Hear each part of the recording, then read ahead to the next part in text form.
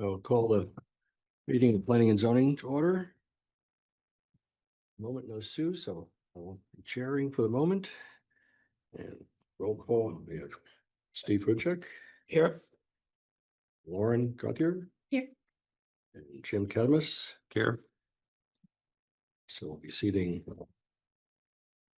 the two of you. What to say for whom? Yeah, for Michael and Kevin. For Michael to Kevin. Okay. First item is the open space common interest community public hearing. We'll be appointing Stephen as secretary momentarily for a while. Read the legal ad. Read legal ad, please. Notice is hereby given for the following public hearing will be held on Tuesday, April 14, 2026 at 7 p.m. in Community Room 2.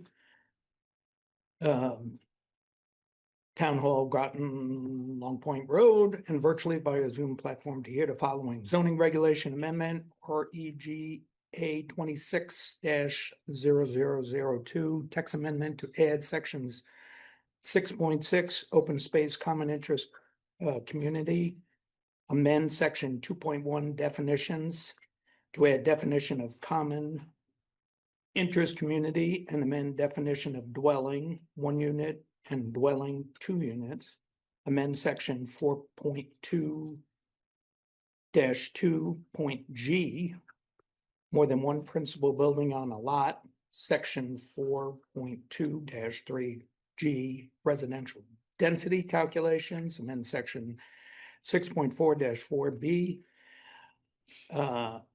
exempt uses and activities, amend table 4.4, table of 4.1. permitted uses to allow open space communities by special permit with conditions in the RSR and RU zoning districts, amend section 3, because it's large. I know. Section 3-2, 3-4, 3-5, 3-6, 3-7, 3-8, 3-9, and 4-23, replacing open space subdivisions and open space subdivisions and open space common interest communities. E.G. Home LLC is the applicant. Bill Sweeney is representing.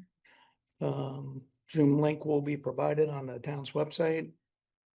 Meeting calendar. Do we need to go through all this? I do write down the Okay. last thing, what I just say, what All the right. website. Applications are on file and available for public inspection due to the normal business hours at the Planning and Zoning, Planning Department, 134 Groton, Long Point Road, Groton, Connecticut, and at the office, Groton Town Clerk, 45 Fort Hill Road, Groton, Connecticut. Proposed draft amendments can be viewed at the town website. All persons having interest in the applications are invited to attend, comment, and provide testimony and evidence dated 3rd of April, 2026, Groton, Connecticut. Thank you. With that, we'll open the public hearing. And you're reminded that this is a hearing for you to talk to us, not to turn around and talk to anyone else or make any statements. We are interested in hearing what you have to say. If you're just going to repeat what someone else had said, it would help everyone else if you just kind of combined it and said, I agree with what went down first. Mr. Sweeney, would you like to say something first? Thank you.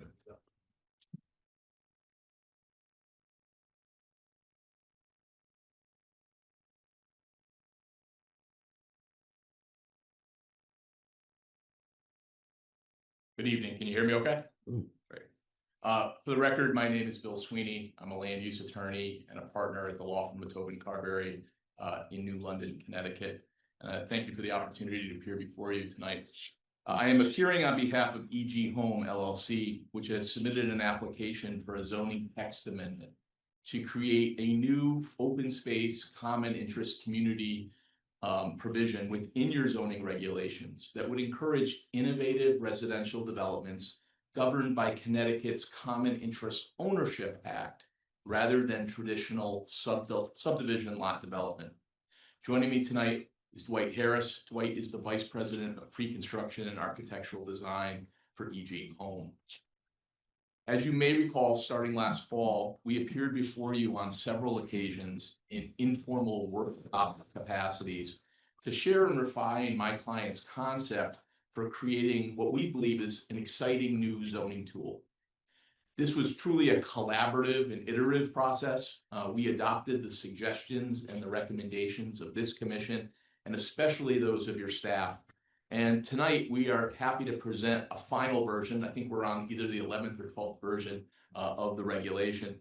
The final version of this zoning text amendment for your consideration. Now, as this involves a change to your zoning regulations, you sit tonight in your legislative capacity in reviewing the application, and you're charged by state statute to consider its consistency with your plan of conservation and development, which is in place right now, and your comprehensive plan for zoning, which is your zoning regulations and your map taken together. Further, you have a choice of approving the amendment as proposed tonight, denying it, or making it more restrictive and approving the proposal with those modifications. It's critical to remember tonight for both the commission and those members of the public who are here that we have not applied for any specific project on any specific site. And the application before you tonight needs to be considered as one of general applicability. It's adding regulations to your current zoning regulations. It's not for a specific project or site. Obviously, E.G. Home is a developer. They have an interest in pursuing an open space common interest community here in Groton on one or more sites. But tonight, it's really important that we focus this hearing and limit our testimony and our discussions to the zoning text changes that are being proposed. If these new regulations are adopted, E.G. Home and other potential applicants would need to come back before this commission with specific plans, with specific locations, and they'll be subject to a separate public hearing process, which I'm going to discuss a little bit more later tonight. As we shared with you now on several prior occasions, the fundamental purpose of the proposed text amendments is to create a sister regulation, a sister provision to your existing open space subdivision regulations that would apply to residential developments that are governed by the Common Interest Ownership Act rather than individual tract lots in traditional subdivision development. Development under this new proposed section 6.6 would be an alternative to traditional development of residentially zoned land under your regulations. And it's intended to promote imaginative, well-designed common interest communities which preserve open space, respect the physical qualities of the land, and they reduce overall land disturbance and long-term maintenance costs. We firmly believe that the ability to utilize this common interest community framework where individual homeowners form a statutorily governed association to hold, to manage, and to maintain the common areas and the common spaces of the development, coupled with the flexibility in the configuration of units, the type of dwelling units, and accessory uses allowed, we think that will much better meet today's actual housing needs. It will help preserve the character of existing neighborhoods, and it will achieve Groton's land preservation goals. Finally, I would note for you tonight that the Groton Conservation Commission has reviewed this proposal and has lent its support for it, noting that it is, quote, a constructive step forward in implementing Groton's open space conservation plan. At this point, what I'd like to do is go through the regulation with you. It's not completely foreign to you. You'll see that many parts of it are similar to the last version that we showed you back in January. There are some new changes and some new additions and some new variations, but I'd like to go through it section by section with you this time. I believe you have a copy to follow along with.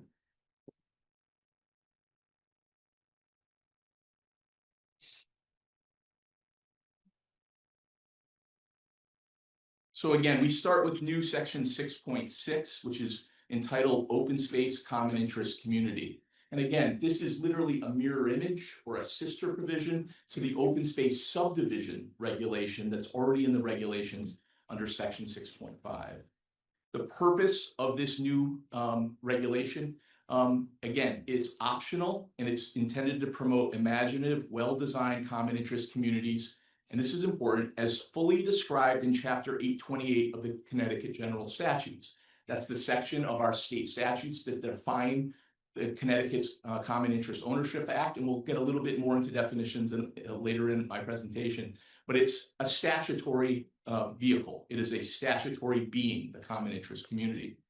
And again, these projects would preserve open space. They would respect the physical qualities of the land, reduce overall land disturbance, and long-term maintenance costs. The PZC here would have the authority to approve these types of developments in residential zoning districts, including the RS, R, and RU districts. And here's an important change from some of the early versions: that would only be permitted by special permit. So that means you have to come before this commission and apply for a common interest community by special permit. Special permit has the highest level of discretion that you're allowed for an actual development permit. And it also has a statutorily mandated public hearing, and notice to abutters and neighbors, so that neighbors can come and actually participate and have transparency in the process. The next section is about the actual land area that's required. The minimum land area for an open space common interest community is 15 acres. We had originally, if you might recall, had a higher threshold, but in discussions with the commission, and with the hope of trying to promote this kind of innovative tool, that was reduced down to 15 acres to allow for a little bit more eligibility throughout the community. The permitted dwelling units, we'll talk a little bit more about this in a second, but the maximum number of dwelling units permitted in the open space common interest community is determined by your residential density calculation. If you go to section 4.3.3, it talks about looking at the total lot area of property, but also looking at what is the when you take out wetlands, water courses, and steep slopes. And as drafted in these regulations, and we'll get to that section later on, it points you to section 6.65 and table 6.6 on the second page of the regulation to really dive deep. And we're going to spend some time on that just to walk you through how maximum density is calculated. 6.64 is permitted uses. All residential uses in the underlying zoning district, with the exception of mobile manufactured home parks, are permitted uses in an open space common interest community. We also allow accessory indoor and outdoor amenities for residents, along with model sale units, construction offices, and maintenance facilities to maintain these types of residential communities. We also, and this is an issue that we talked a lot about in the workshops, we're proposing that the PZC has the authority to approve multi-unit dwellings, provided that no more than 3 such dwelling units shall be permitted in a single building approved under this section, and further provided that the architectural style of such building preserves the distinct identity and integrity of each dwelling unit. We had originally come before you with the idea of attached single family, and it was discussed with your staff and the commission, and rather than creating yet another class of residential unit, we decided to go with the multi-unit, which is an existing defined term, but limit it to just little groups of 3. So you can have up to 3 units in a building, no more. You can't have 4, you can't have 5, you can't have government apartments, you can't have high rises. That's not what's permitted under this regulation in any scenario. In addition, we also, at the request of the commission, have added a provision that the use of accessory dwelling units, or ADUs, assigned to specific dwellings contained within the boundaries of a common interest community unit and subject to the provisions in your regulations governing those accessory dwellings, shall be encouraged where appropriate. They're not required, but if they're appropriate for a development, they can be included. They need to be defined, and they need to go with a principal dwelling, and they have to be within the control of that dwelling. We can talk more about that later. But the bottom line here is the commission asked us to look at the possibility of including ADUs to create a variety of different types of housing styles and at different levels of affordability as well. And so this is something that was added at the suggestion of the commission. Additionally, the PZC has the authority to approve accessory and subordinate commercial uses within a common interest community, open space common interest community, which are primarily designed to meet the needs of residents, provided though that no commercial use can occupy more than 5,000 square feet of gross floor area in aggregate. We went back and forth on this. This was originally in the proposal. We took it out. The commission asked us to put it back in, but put some reasonable caps on it. Bottom line is all of the open space common interest community is regulated by special permit. There may be locations that a small commercial use integrated within this development would be perfect, and it would be a great place for it. There may be places in the community where it has no place whatsoever. The special permit gives the commission the authority and the discretion to decide on a case-by-case basis where that would be. Bottom line is, in no case can that commercial use exceed more than 5,000 square feet in aggregate. And then finally, the building official asked us to add the final sentence here. In these common interest communities, rather than traditional lot development, we don't have lot lines between different units. So the fire marshal wanted to make sure that we put in that fire code separation and building code separation applies regardless of what might be in this regulation. You still have to meet fire code. You still have to meet building code, whether it's a residential use or whether it's one of these accessory commercial uses. If we go to the next page of the regulation, the minimum lot area, and this is probably one of the most important parts of the regulation. In an open space common interest community, permitted unit density is determined as the lesser of one of two numbers. And this is important. It's the lesser of two. And we changed this to try to provide some clarity at the request of staff and at least several other people who asked for it. We have in table 6.6 below, we have the various residential zoning districts, the RSs, the Rs, and the RUs. Again, we have then a column for minimum lot area per dwelling unit. And this is assigned for each one of those zones. And then next to that, we have minimal usable lot area per dwelling unit. And the density calculation is based on the lesser of the minimum lot area per dwelling unit or the minimal usable lot area per dwelling unit based on this table. It's really important to know that this table is lifted directly from the open space subdivision table. We didn't twist it, we didn't tweak it. The densities that are permitted under this regulation are no different than the densities that are allowed under your existing open space subdivision regulations. The only difference here is we don't have lot lines between buildings. We have a common lot with multiple structures on it, but the overall density does not change. There's no intent to allow for additional units or additional density. The difference between minimum lot area and minimum usable lot area. Minimum usable lot area is defined as minimum lot area minus any wetlands, water courses, and steep slopes in excess of 25%. This is the same definition that's used in your open space subdivision. Again, this is a sister provision. It's a mirror image of that other regulation. So there's nothing new here. Furthermore, minimum usable lot area must be contiguous at a site. You can't have a whole bunch of pockets. You got to have a critical mass. Staff asked me to provide, Deb met with me last week and said, could you provide some illustrations to the commission? So I'd like to try to provide some illustrations to the commission to help explain the idea of contiguousness, but also some scenarios on how density would work. So I've got an exhibit I'd like to add to the record. And I'll try to put it down in front as well. So I don't know if you want to try to capture with a camera or not. I don't know if you can do that.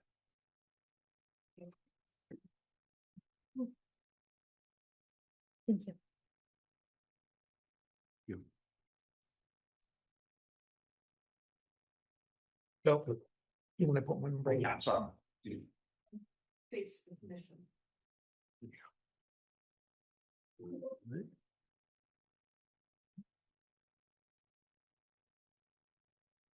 That's really bad. Everything's backwards. Yeah. All right. So the first page of my handout is a simple demonstration. We have a diagram in the regulation. If you go to the next page, this sort of shows this, but I wanted to show some other options just to be clear what we're talking about when we talk about contiguous minimum usable lot area. So in the first example, here, these are 3 different properties. They are square for the purposes of demonstration. We know most properties are not square, but pink would be steep slopes over 25%, wetlands and water courses are green, and yellow would be otherwise developable land. So the first example we show, we've got some slopes up in the upper left-hand corner. We have some wetlands, water courses off the right. We have a contiguous area of yellow land that's developable land. That is a contiguous area. So that would be the usable lot area would be in yellow. But then I gave you two examples of non-contiguous. So when that developable land is broken up, you can't count all that land. It's non-contiguous. So you can only develop each of these pieces separately. You can't combine them together to get extra density over on one side because you got some land out in the back 40. That happens. I can think of a project I did with this commission several years ago up on Prospect Drive, where they had 30 acres out in the back that you couldn't get to. It was through wetlands. You couldn't use that for your density calculations. And the final option is to strengthen the idea of not contiguous. If there is a public road that cuts through, if you have land on either side of the road, those two pieces are not contiguous. Those are separate pieces of property. You can't combine them and shift the density from one to the other. So again, Deb asked me to show a couple more examples of what contiguous means and how it would be applied in this situation. I'm going to switch to the next stage.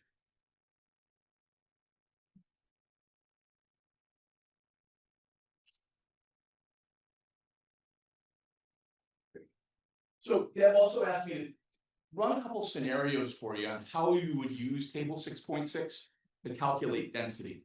So what I tried to do is take a couple different zones and a couple different sizes of parcels and just run through the calculations with you. So for example, let's consider that we're working in an R7 zone. In an R7 zone, the minimum lot area per dwelling unit is 5,000 square feet.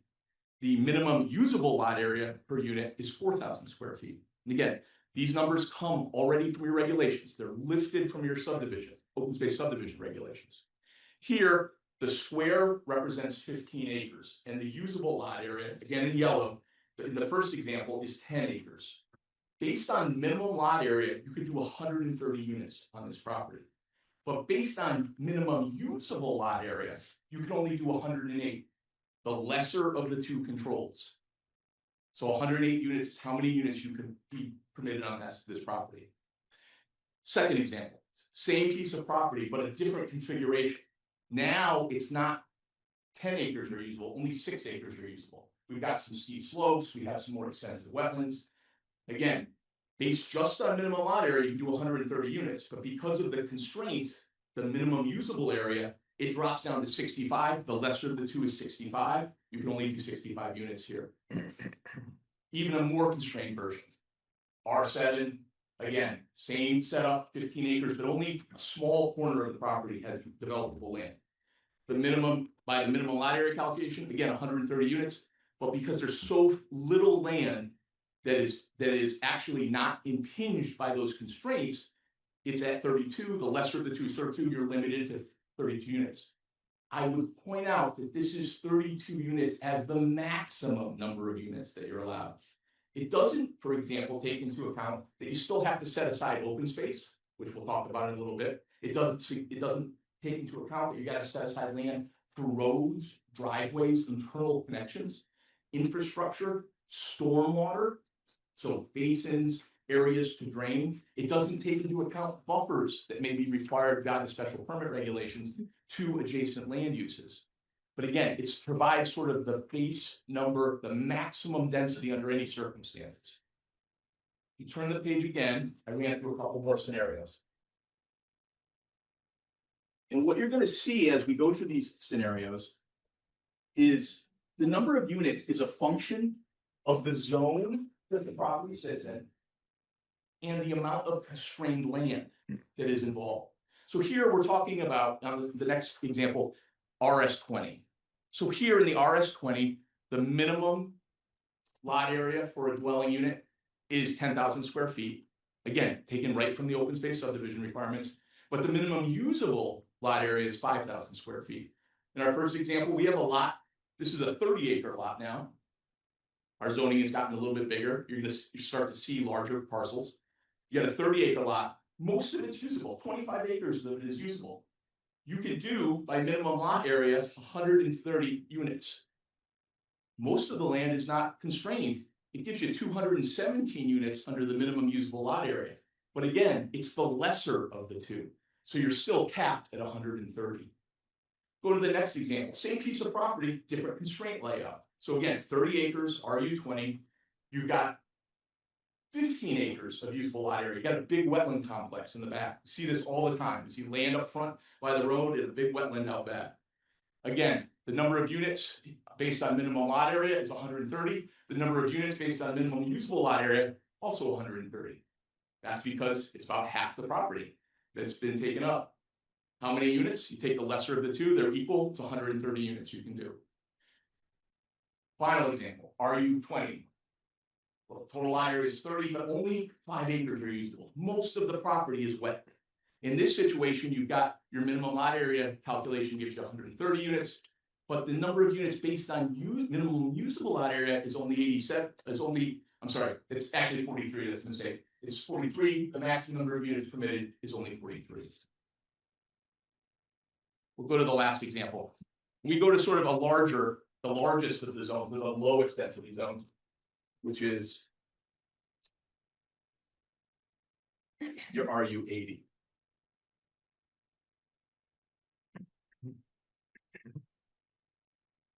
So an RU80, you have a minimum lot area of 40,000 square feet per dwelling unit and 10,000 square feet of minimum usable lot area dwelling unit. Again, taken right from the open space subdivision requirements. We've got a much larger lot. When you go into these larger zones, you see much larger parcels in many of the cases. I would note, however, we'll get to this in a second, your RU80 typically doesn't have water and sewer. You need water and sewer under these regulations, and we'll get to that. But there are some areas that have water and sewer availability, so I wanted to put this example in there. Here we've got a total lot area of 60 acres, a usable lot area of 40 acres. The number of units based on minimum lot area is 65. The number of units based on minimum usable lot area is 174. The lesser controls. You're allowed 65 units on this property. Same piece of property, but now we've got some steep slopes. We have a lot more wetlands. Only 20 acres are usable. You do the same calculation and you're still at 65. 65 is how many units? That is the lesser of the two calculations. And then finally in RU80, we have a situation, we've got a peninsula of developable land. It's surrounded in wetlands. We've got some steep slopes out back. We've got 60 acres of land. 10 acres are actually usable lot area. We'd be allowed 65 units by minimum lot area. Based on minimum usable lot area, only 43. The maximum number of units permitted is only 43, lesser of the two. What's important to take here, again, and I'll just reiterate it, is the function of density is really a case-by-case scenario. What zone are we in and how constrained the land is. And why is that important? Because we want to make sure that we develop to the carrying capacity of the land. We want to take the opportunity to understand what's going on in the land. Is the land good for development? Does it have constraints? If it does, the density should be lower to account for the carrying capability of that land. And I think this regulation does it. Your open space subdivision regulations does it as well. The only thing that's changed here is we don't have lot lines between our buildings anymore. I would just point out also at the bottom after table 6.6, this is an important section, is no development of land can take place until a declaration of common interest community is filed on the land records. You need a declaration to actually activate the common interest community.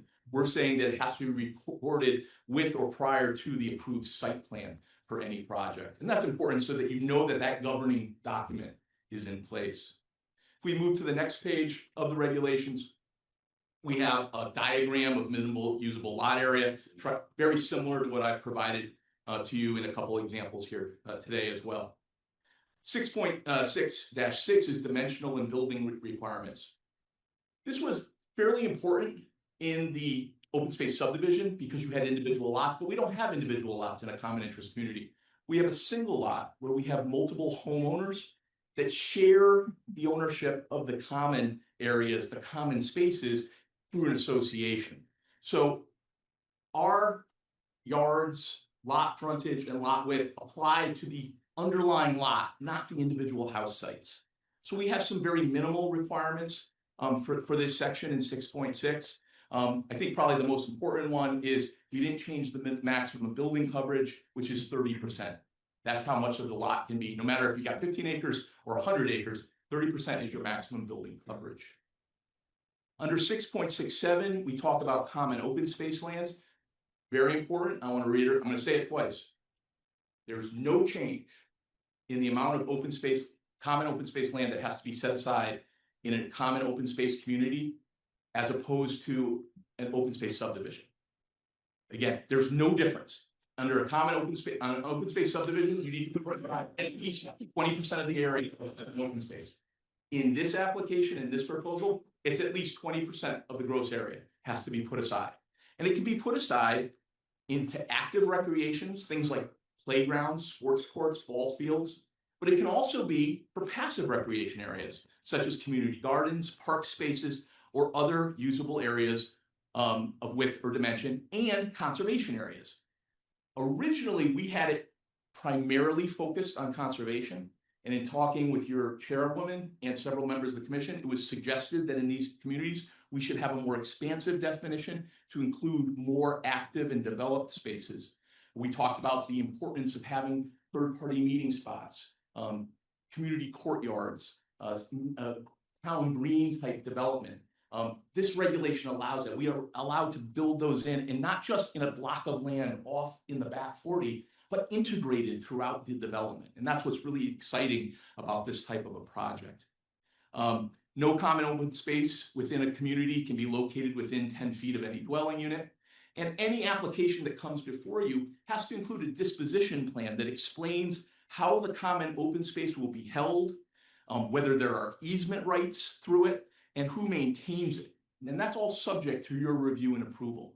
One of the exciting things about this regulation is there are areas of our community here in Groton that have some protected open space right now next to some areas that are developable. This gives the opportunity to create linkages between them and perhaps give easements to existing conservation organizations and the public as a whole to use those areas for connection where appropriate and within the discretion of the commission. In 668, we talk about utilities. Big limitation here. To do a project like this, you must have public water and sewer. There's no wells allowed. There's no septic systems allowed. And that in of itself makes a lot of properties ineligible throughout the community. Now, there's a possibility that sewers may be extended in the future in certain areas and the areas of the land that get developed later. But that is a major issue. But we talked with the commission about this. We talked with staff. We thought it was important because effectively what these types of projects do is cluster development. We want to make sure that there's suitable water and sewer sanitary disposal, and water and sewer is the right way to do that. We also, all utilities have to be underground in projects like this, no overhead lines. We also have design requirements built into these regulations. Within an open space common interest community, we are supposed to propose a variety of architectural styles. We need to look at the size, the scale, the massing, the proportion of building materials, the colors, the textures, the features we use, really in an effort to reinforce traditional neighborhood design and create distinct identity for each dwelling unit. You know, I think a lot of people share my feeling that when you see what a lot of people characterize as the McMansion development or the tract housing development, where you see house after house after house that are identical. You don't know if you're at the first house or the 7th house or the 14th house. Does that provide housing for people? Yeah, but it's not fitting into the character of Groton. And it's not in the character of most communities in southeastern Connecticut. This will create architectural variety throughout the projects and create something that's interesting to look at and will blend more seamlessly into what's already part of this community.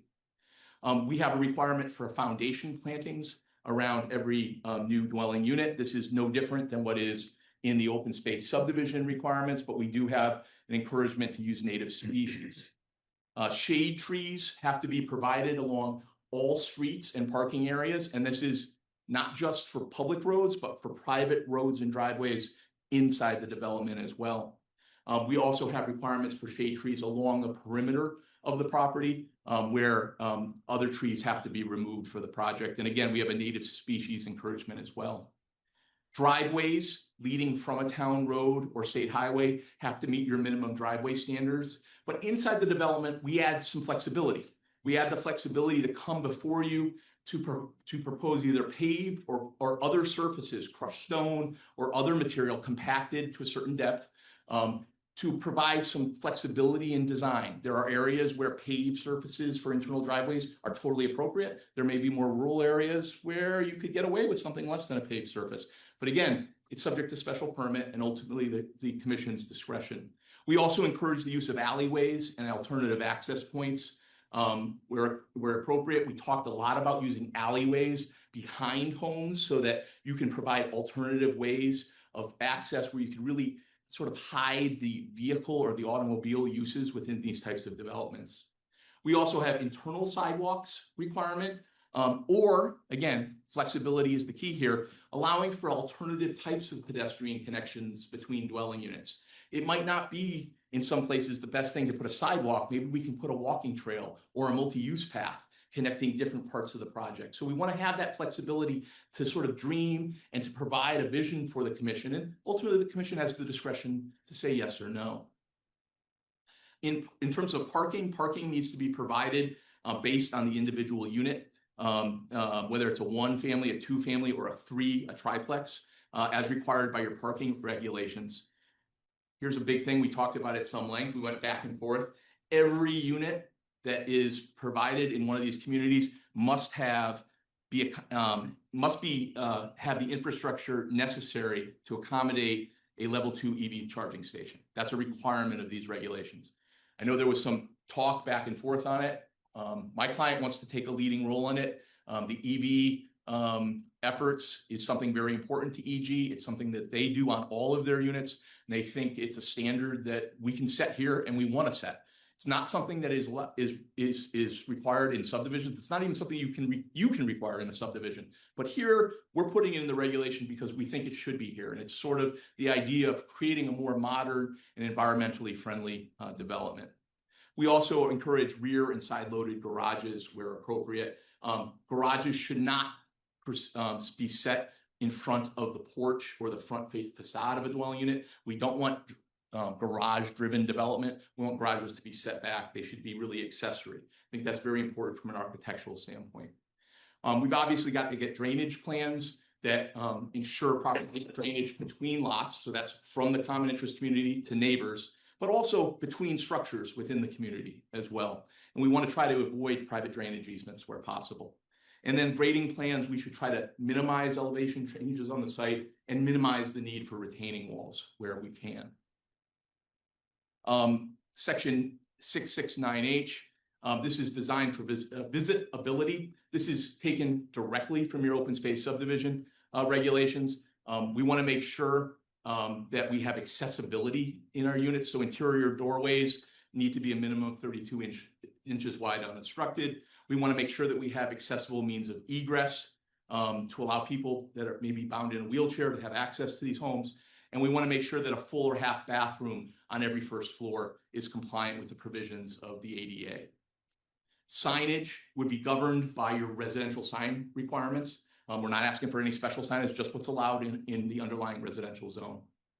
Under common area maintenance, we're now at 6610.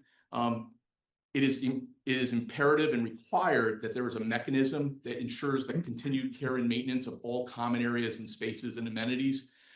Common open space could remain owned by the association of unit owners, but we also allow here to be some flexibility and some creativity to allow a land trust or a similar organization or even the town of Groton to own or to have subject to easements or rights of access to these areas. And again, every situation may be a little bit different and there may be a need to have that, particularly based on what's going on surrounding properties. And then finally, the final section would be 6611, open space common interest community map. There is a map for open space subdivisions. There'll be a map for open space common interest communities so that people know that there's a special set of rules and approvals that apply to a certain site. And so that'll be publicly available. When you make a change like this in regulations, there's always a cascading effect. When you start using defined terms, it may have an impact on another section. So you'll see the last several pages are all these sort of cascade effect issues. So the first thing is your staff asked us to put a definition of a common interest community in your regulations. It doesn't exist right now. This is lifted from the Connecticut general statutes. but this is real property described in a declaration. Remember, we have to file that with our site plan. With respect to which a person, by virtue of his ownership of a unit, is obligated to pay a share of A, real property taxes, B, insurance premiums, C, maintenance, D, improvement of, and E, services and other expenses related to common elements, other units, or any other real property other than their unit described in that declaration, and then as more fully described in chapter 828. And this is the fundamental idea of a common interest community, that you'll have individual homeowners who collectively, through an association, agree to all contribute toward the maintenance and the upkeep and the ongoing improvement and operation of all these common features. So you don't necessarily have to shovel your sidewalk. You don't have to plow your road. You don't have to mow your lawn necessarily. But you're all going to pay collectively to have those services done by a professional maintenance company. And so that's what's different about the setup as opposed to individual lot development where everybody is sort of the king of their own castle and those boundaries are sort of the limits of their control. It's a shared way of living, and it's a way that we can do a lot more creative things on how we lay things out. And we find that people, particularly younger generations, are looking for these type of new living opportunities. And older generations love the idea of not having to take care of some of these maintenance tasks. So it attracts a wide socioeconomic spectrum. We also make some changes to one unit dwellings and 2 unit dwelling definitions. We do this because you have a restriction that you can't have more than one on any property. Obviously, the very nature of this has multiple single unit or duplex units on a property. So we need to make an exception for open space, common interest communities. And again, in 42-2G, again, another exception to make sure that you can have more than one principal building on a lot for these types of developments. 423 is sort of a confusing and it's not the best worded section of the regulations, but it's basically your residential density calculations. And we effectively treat open space common interest communities in this just like we do open space subdivision regulations. So if you go under subsection 2, you take the gross area, you factor out the wetlands, the water courses, and the steep slopes over 25%. And then the net area to calculate density, go back to the regulations and read section 6.6.5 and the table we provided. It's no different. If you look just above it, it's the same way the open space subdivision regulations work too. So it just sort of points you back to that location. 6.4-4B, generally speaking, single family and 2-family units are exempt from water resource protection district requirements. It was very important to your staff that these types of projects are not exempt, that they will be subject to WPRD review. And so we have basically the exception for 1 and 2 unit dwellings is specifically excluded from that exception. There's an exclusion from the exception. What does that mean? It's required. You have to go through WRPD. We also, again, the cascade of uses, we have to go into your use tables and add the use. Every place that we have open space subdivision, we're adding open space common interest development, and then we just have some indexing changes on the last page that we're proposing. So that's the grand sort of sum of the changes that are being proposed. I do understand that the commission received a few letters, including as recently as a couple hours ago, expressing some concerns with the proposal. And before I get into the legal basis of approving the text amendments that I put forward, I'd just like to address those quickly. At least one letter had specific concerns about a specific project on a specific site. And that's not relevant and it's not appropriate to talk about at this hearing, and I'm not going to respond to it. But there is a time and place for that. And if these regulations are adopted and somebody comes forward with a specific location, with a specific project, some of those questions are totally valid, and I'd be happy to answer those at the appropriate time. And again, that would be part of the special permit process. That being said, I know the Groton Open Space Association expressed a concern that the open space common interest community regulations would allow for higher densities of housing with less open space required than an open space subdivision. And respectfully, that's just not accurate. That's not the case at all. In fact, we lifted the very same standards from the regulation. The minimum lot area and the minimum usable lot area requirements of the open space subdivision regulations are the very same standards that we've put into this proposal for each of the eligible residential zones. We literally lifted them and put them into this regulation. In other words, there's no difference in the overall allowed densities in the different zones across a project. Only you don't need to create individual house lots for each unit. You still, in a common interest community, because all the units are on one lot, you still have to meet all of those requirements on a macro scale. In fact, if anything, what it's going to allow is for us to cluster housing slightly tighter together. And that gives us the opportunity to protect and preserve more land as a result. So I think it's actually, there's more possibility for better land protection through this than the open space subdivision. Further, as I said, there's no difference in the amount of land designated. There's a minimum of 20% that's required to be set aside, whether you have an open space subdivision or an open space common interest community. There's no difference between the two. In fact, there's another argument why this regulation is better, is that if somebody comes before you with an open space subdivision regulation, you're governed by your subdivision regulations and the subdivision statutes. If you meet the requirements, you're obligated to give them an approval. In this situation, an open space common interest community is governed by special permit. So you have the opportunity to weigh the special permit criteria: impact on traffic, impact on infrastructure, impact to a variety of different criteria, which you don't get in a subdivision process. So I would argue and submit to the commission that the commission reserves a greater degree of control over projects like this than through the traditional open space subdivision. I also know that Ms. Glembowski sent in a letter, and she expressed some confusion on how to read table 6.6.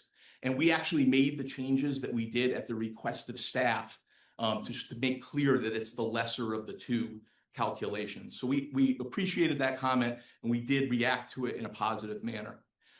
However, once again, the overall density permitted is no difference between the two sister provisions. We don't agree with the suggestion that for some reason on open space communities, we need to have stricter controls. That doesn't make any sense to us. In fact, I think the fact that we've kept to the open space subdivision is reasonable, and it is understandable under the circumstances. If the densities are acceptable in open space subdivisions, there's no reason they shouldn't be acceptable in open space common interest communities. We do agree, though, and Ms. Glembowski points out, and it's something I already spoke about tonight, that the density allowances, those maximum number of units, are in reality high, in that most projects will never be able to get to those because they have to take into account the construction feasibility issues of the set aside for the common open space, the needs for road, infrastructure and amenities that need to be built, drainage areas, detention basins, and things like buffers to adjacent properties. So she points that out, and I agree with her 100% on that. I do agree. I do understand that she does not support the use of ADUs in this proposal. She doesn't think it's appropriate. I would note that they're there because the commission asked us to consider them. And as an alternative and an additional part of the regulation to create some more variety and affordability in housing types. She does express concerns about dimensional standards, but again, those are generally inapplicable to this type of a project because we're not dealing with individual lots. We're dealing with one large lot that's governed by the common interest community. She does point out that maximum building height is not explicitly laid out. Maximum building height defaults to the underlying zone, but we're happy to add a clause in this regulation if you feel it's appropriate, just to say that maximum building height of any structure defaults to the maximum building height of the underlying zone. So if that's something, a belt and suspenders approach that you think is appropriate, we don't have any objection to that. In terms of her request for additional shade trees and a strict requirement on internal sidewalks, we believe that our proposal addresses issues of shade trees and connections within a project sufficiently, but most importantly, in a flexible way in the purview of a special permit review. And so that we can talk about it and work with the commission collaboratively on the best solution. I'm not a fan, and neither is my client, of inflexible standards being applied when you have the discretion given to the commission already. And likewise, we're also comfortable with our approach on all those cascading regulations, how we've addressed those. We work very closely with staff on those. We think our way is efficient and it does the job. So in conclusion tonight, and I know I've talked for a long time, I do want to just put on the record that I do think there's a solid basis, legal basis for supporting the amendments. Both your plan of conservation and development and recent regional housing studies have identified an overwhelming need for new housing in Groton, which is currently estimated to have a deficit of more than 6,500 housing units, driven primarily by the electric boat expansion.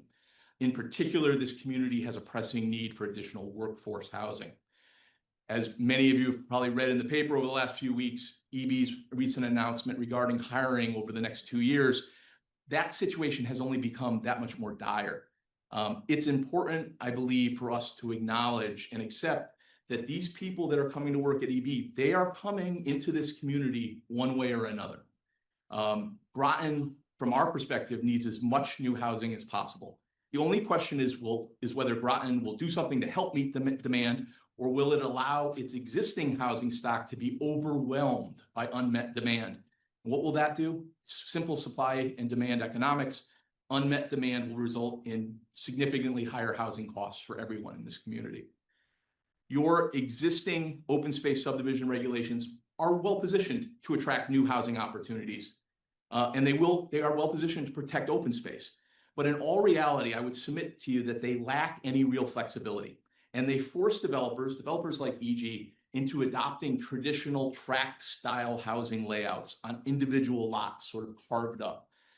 These projects can be attractive in some cases, but they often lack the placemaking opportunities of the projects that we're envisioning, the creative innovation in design, the integration of open space into developments, innovation that companies like EG really want to have in their products.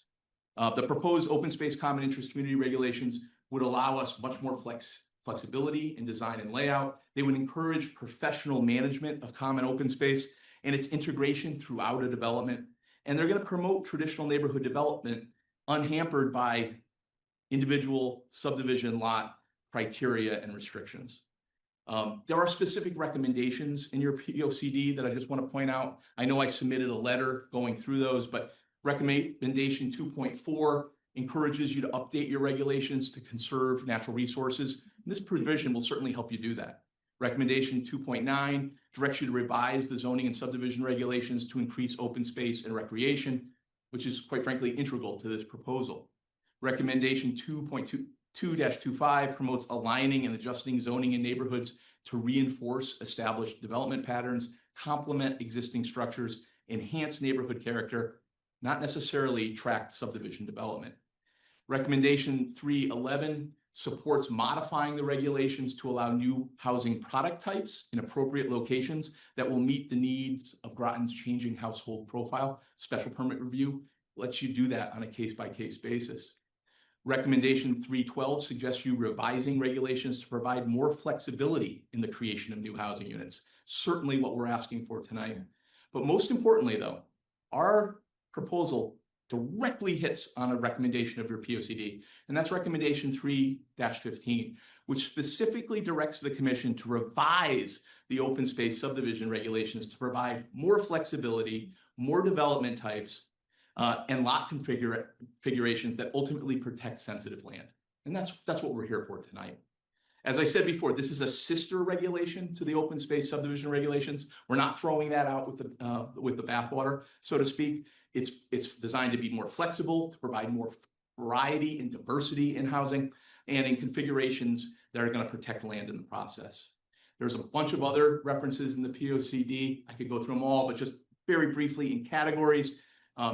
There is strong support in this community for single-family housing options. That's what this proposal will allow for. There's strong support for affordable and senior housing, which certainly can be integrated into projects like this.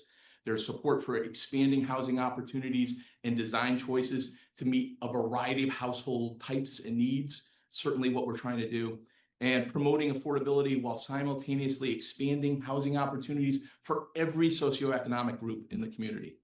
And I think that's what we're trying to do as well. Your comprehensive plan already allows open space subdivisions. This proposal is just a different flavor of the same idea.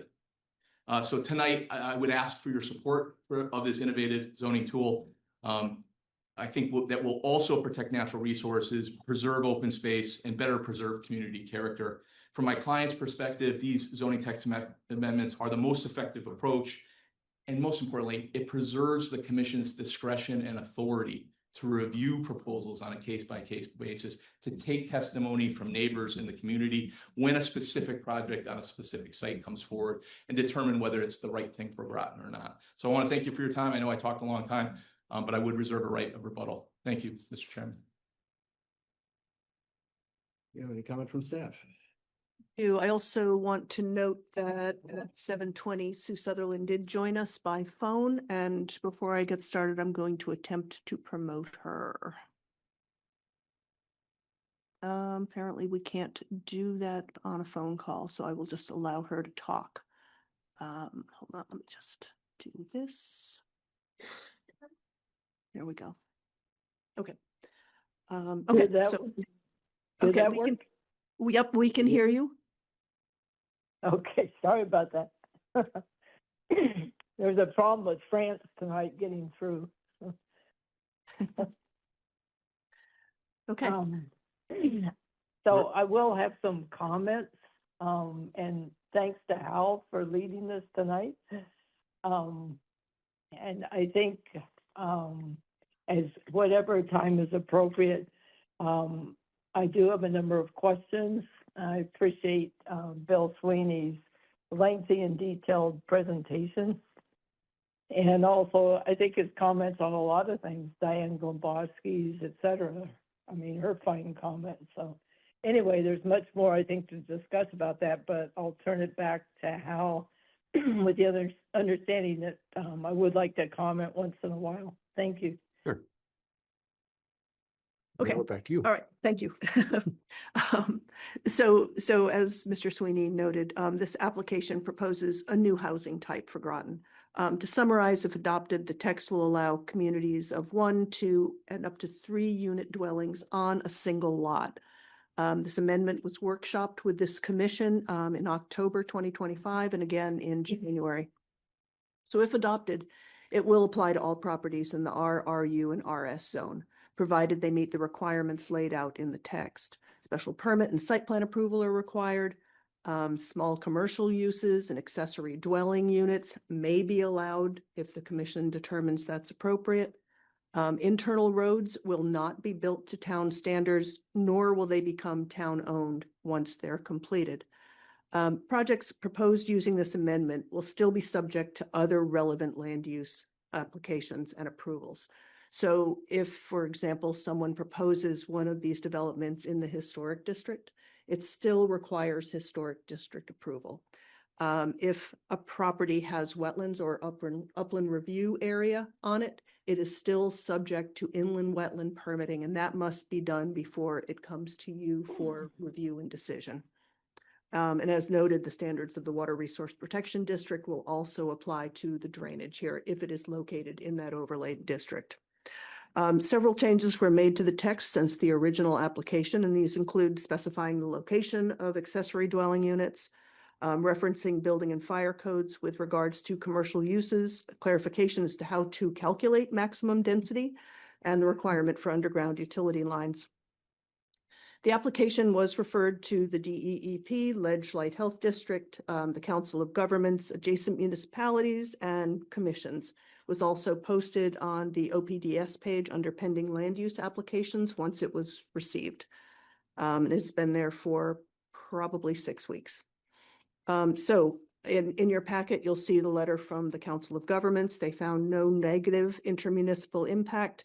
Conservation Commission recommends in favor of this. And you also received public comment from Diane Glomboski, Joan Smith on behalf of GOSA, and Kevin Blacker. All those were forwarded to the commission, and as well as tonight you have one before you by Alyssa Wright, and you also received comments from Jesse Stratton and Chris Kuhn, which I know they're here, and they may, actually you will receive those. They are here in the audience and I have paper copies. Okay.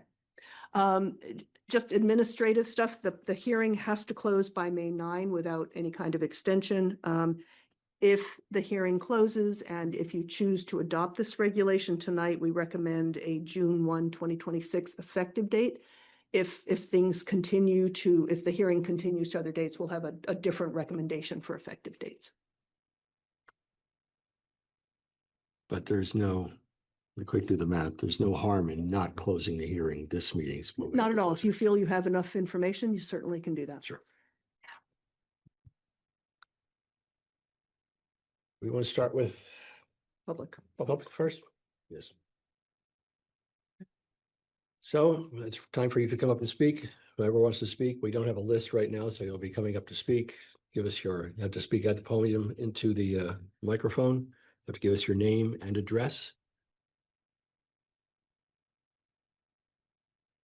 Someone can be first. Thank you. Hi, my name is Portia Bordelon. I live at 24 Jefferson Drive. For full disclosure, I'm a Groton Town Councilor. Tonight, I'm speaking as a taxpayer, as a public citizen, as a longtime resident of Groton. Thank you for your long, dissertation, attorney, on your findings, and I understand your approach. Right, you are working for a developer, so this amendment is obviously going to come out in a certain way because you're pitching it for the benefit of. So I appreciate that with no disrespect. But I'm speaking as a person who's lived here, grown up here, and I am concerned about a kind of left field, in my opinion, huge zoning change. Let's take a step back. It used to be planning and zoning, and now planning and then zoning, and then we merged it. And one of the fears of some longtime planning and zoning members were the fact that they were afraid by doing this, things would start to move faster through the system. There's a reason there's a two-step process. I have a lot of respect for the Planning and Zoning Commission. I know you guys have a tough decision, but I have heard from community members. I've walked the properties. I've saw the dense housing that was presented. And I know we're not going to rebuttal on that, but that is important to me, despite looking at what has been proposed and locations of interest that are being proposed. As a minority female, it is very vital that we look for affordable housing, and the proposals that have come out thus far based on this density, I can't afford them, okay? And I own my home, and the prices are not meeting that middle income household requirement. So if you're going to take land, once you take land, you cannot get land back. And I'm a firm believer in that. And so we have an obligation, not just for today, not just for those EB workers that are coming in right now. My son, I have two boys serving the United States Navy. They can't afford these houses that you guys are proposing, and they're serving our country. So with that, I have an obligation to speak up. Not every EB employee is making six figures, because I'm not either. So I can't afford this housing. People do still want their own home. And I understand there might be a class of people that may be interested in this, but in my end, this is not home ownership. This is not a path to home ownership for the lower income. This is a huge economic grab with the person that's developing it, people moving in, they sell off, and they never own their land. We have an obligation here to make sure what we do has a lasting effect on our economy as well as our environment for many years to come. Some of the areas that are being proposed, when you look up in the region up here, you can look up the map and you'll know where's all the open space. It's the same areas where data centers were being proposed. Constantly that community is under attack. Why? Because they have Wolfbrook property, they have Pequot Trail, and in between there, you can't tell me that the indigenous people just hopped over that other land that's possibly going to be for sale, and it's not indigenous sacred land. We need to protect our land. If you look up online on the DEEP website, it says that there should not be public sewer in these regions, certain sections. Just because we can doesn't mean we should, and we need to remember that. Just because we can does not mean we should. Why Groton? Why all of a sudden can a developer come in and propose a whole text amendment zone change for the whole town of Groton and sell it to us in a package, kit and caboodle? We need more time than this. We can't make decisions like that fast. How can we? Nothing moves that fast in Groton. Nothing moves that fast anywhere. We have an obligation to slow down, put the brakes on, look at it from a large scope of how this is going to affect, and the areas that are being proposed, there are certain things that you can't get back once you take those away. People's wells could be affected. Are they going to get access to the wells when you put in that public sewer in the non-sewer area that DEET says it's restricted or shouldn't be or wouldn't be advisable? Those are my questions. We have well water, things, drinking water. We have septic systems that area could be disrupted. And, there's so much to look at. This is just a starting point, but this is a large decision tonight. And I had to come here as a citizen on a night that I have a town council meeting, which you think as a councilor, these meetings shouldn't be coincide on the same night. But I've been asking for that for a change for a while, but we can't get that change. But we might pass a whole zoning that can affect our whole community. I am concerned that we're looking at 15 acres of land, throwing a whole bunch of people on there. In certain areas up in the districts that are being proposed, there was a fire many years ago, 20, 30 years ago, up on Sandy Hollow Road, for example, where there's open space possibly for development, and they couldn't even get water in. So we got to be careful about what we're doing here.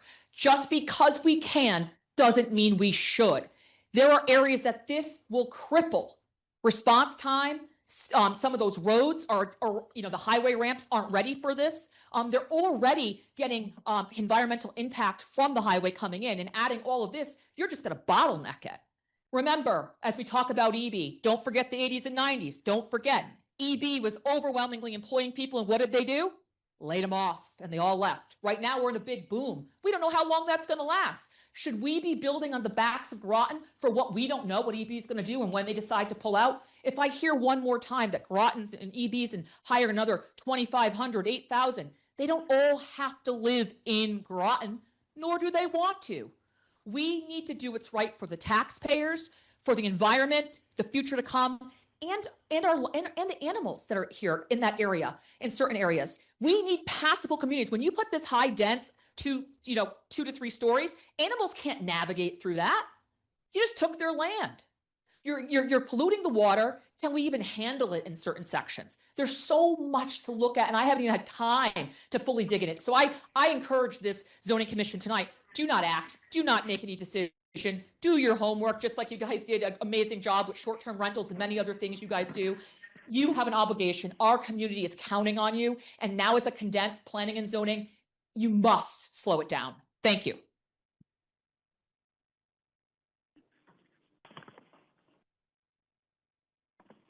Anyone else?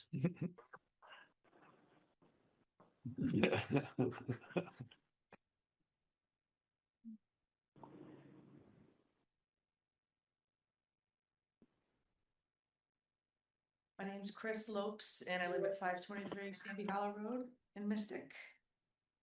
And my notes were very organized, but now they're a mess.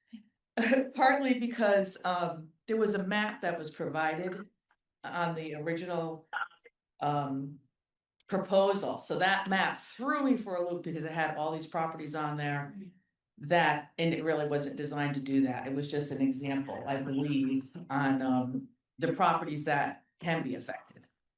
So are we just talking about all properties that are 15 acres and larger, or does the planning department have jurisdiction on what sizes? Can they be 12 acres? Can they be 10? Do we know? Do they have to be greater than 15 acres? Yes. That's the proposed. Stipulation That's yes. that you can vote on? Okay.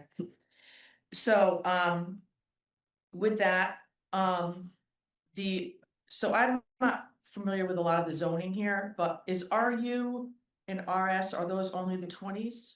The 20, or are there a whole bunch of RU and RES? What are the 20 zones?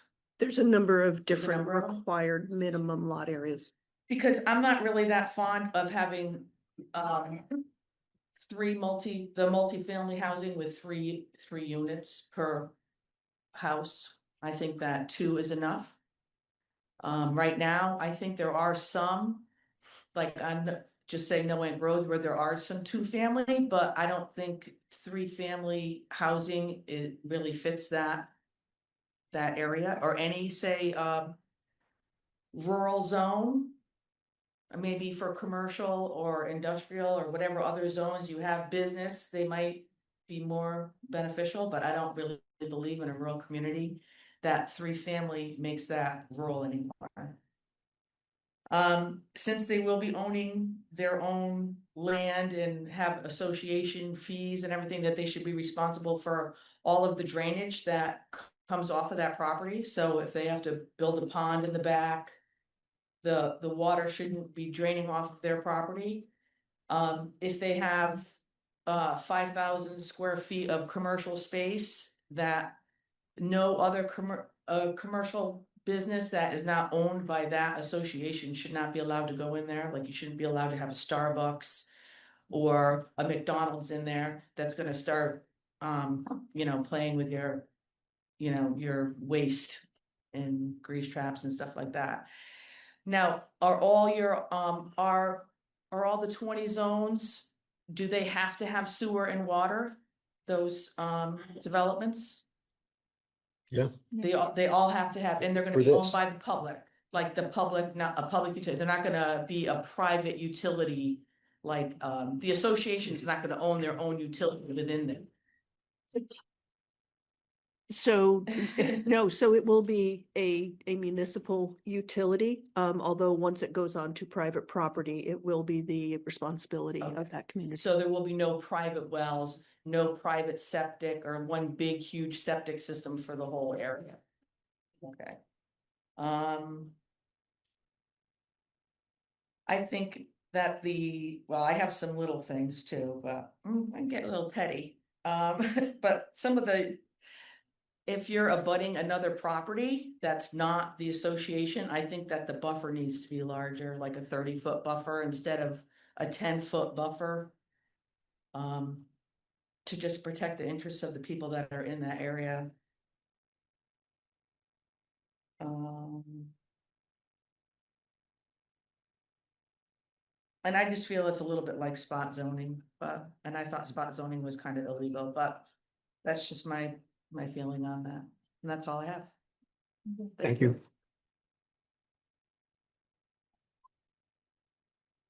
Anyone else?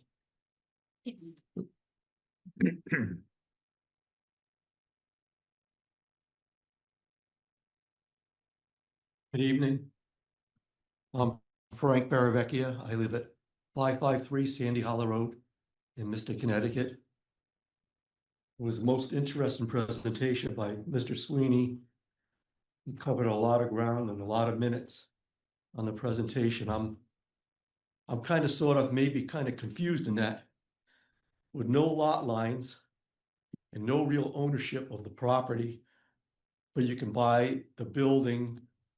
It sounds to me, if you check all the boxes, it's almost like a corporate condominium complex that's run by and owned by the organization that's established it. So there'll be no pride of ownership. It's going to impact the area. It's not in character to the area of Mystic. I know that. I lived in Mystic basically my whole life. And I was witness to the house that almost burned down years ago because there is no fire hydrants in the area. And the house was almost gone 100%. You check all the boxes, it's an open space, common community. The town's not going to own the roads. The corporation's going to have to provide services for cleaning it, for plowing, this and that. And they're going to assess fees as if it was a condominium. And so basically, what are you really buying? You're buying an apartment that you live in with the presentation that you own a home. I don't think there's any pride and ownership there, and it's not fit into the community or the character of Mystic or Groton, which is a great place to live. I could talk on, the density doesn't change. I don't understand how the density can't change if there's no property lines. It's a big corporate grab, in my opinion, and it's establishing a corporate condominium complex that the people pay rent to. And most people can't afford, like Porchetta said over there, preceding me, people can't afford these types of houses in Mystic. I'm lucky I've lived here most of my life, but I can never buy back into Mystic now. And people coming to EB, it's a boom and bust area. I worked at General Dynamics for many years. It's a boom and a bust. It used to be the Wild West there, and then all of a sudden it was a ghost town for quite a while. It could happen yet again, and we'll be left with a corporate vacancy here of all the developments they've done. And who knows what would happen then? It could be a future depressed area. Anyhow, I could talk more, but I really like living in Mystic. I love living in Groton. And I hope you do the right thing and provide zoning such that people can build affordable housing and own it themselves, as opposed to a corporate parent owning everything. And, you know, maybe you have to go to the corporate store to get your groceries next. Who knows? Anyhow, thank you so much. Yep. Good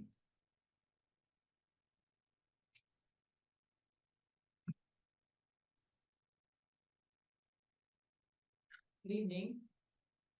My name is Chris Kuhn. I live at 104 Irving Street, Groton, and I'm here with Jesse Stratton at 31 Spring Street in Groton. And we appreciate the chance to speak tonight.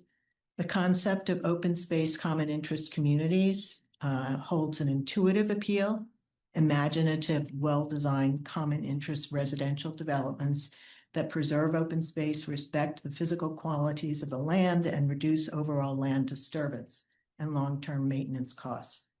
While the concept is appealing in a general sense, the proposed text amendments include complex provisions that require deep scrutiny. And its consideration by your commission is proceeding concurrently with finalization of the town's update of its POCD. The proposed updated POCD does include a future land use map that has been under discussion by the commission. And that would impact the same parcels that this proposed amendment seeks to change by adding a new type of development. Since this updated POCD is proceeding on schedule and will be effective in several months, we believe it would be inappropriate to approve a text amendment tonight to become effective as of June 1st, 2026. And that is in part because of the complexity of the provisions of the amendments. Numerous provisions in the amendment are quite technical in nature, and we value the expertise demonstrated in recently submitted testimony. We firmly believe that the public should have further opportunity to better understand the potential impact of specific changes on the town and our neighborhoods, and to make comment prior to approval. We have two red flag concerns to spotlight. First has been addressed at some length by Attorney Sweeney and was related to the total number of allowable dwellings that did not appear to be specified. Though the development of the open space common interest community allows for the location of dwellings to be more closely proximate or clustered, it did not appear to us the maximum total number of dwellings was specified. But secondly, the proposed percent allocation for open space does not increase commensurate with the increased density of dwellings, and that means it does not increase as the smaller total building footprint decreases. This appears contrary to the intent to protect maximal open space, and to us is not acceptable. Many undeveloped parcels in the town of Groton have identified wetlands, but demarcation of their borders is long out of date and will require updated delineation by a soil scientist. Important wetlands protections could be achieved by stipulation in this proposed amendment that the upland review areas, and that is 100-foot adjacent buffers, remain undisturbed by any of these developments. In sum, we urge the commission to defer a definitive action on this proposed amendment pending broader review and adoption of the updated POCD. Thank you for the opportunity to weigh in. And Deb, you said you had a. I do have Copy. some.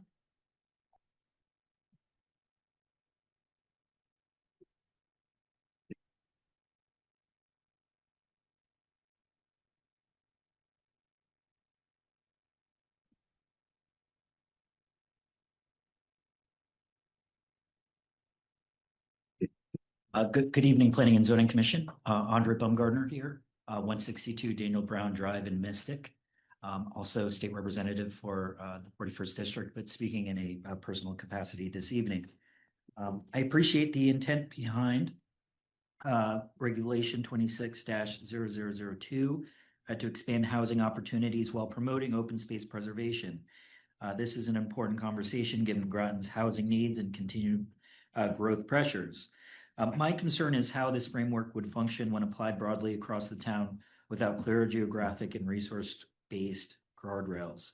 As drafted, the regulation increases the effective density, requires only 20% open space, which may be fragmented or of limited ecological value, and relies on sewer and water service without distinguishing where this approach is appropriate and where it is not. This raises six specific concerns in several types of areas that exist in Groton. First, in designated sewer avoidance areas, where both state guidance from DEEP and local planning efforts aim to limit development intensity in order to protect groundwater resources and avoid unnecessary infrastructure expansion. This can best be seen in the Wolfbrook corridor. The entire property of Pequot Woods is considered a sewer avoidance area, and there are areas on the map that was contained within this agenda that are directly adjacent to the property that would be subjected to this regulation. That is the precisely type of property we do not want developed and as it's been called out in this zone text amendment. Second, in areas adjacent to conserved land, including the Wolfbrook corridor, as I mentioned, where the town has already made significant public investments in land protection.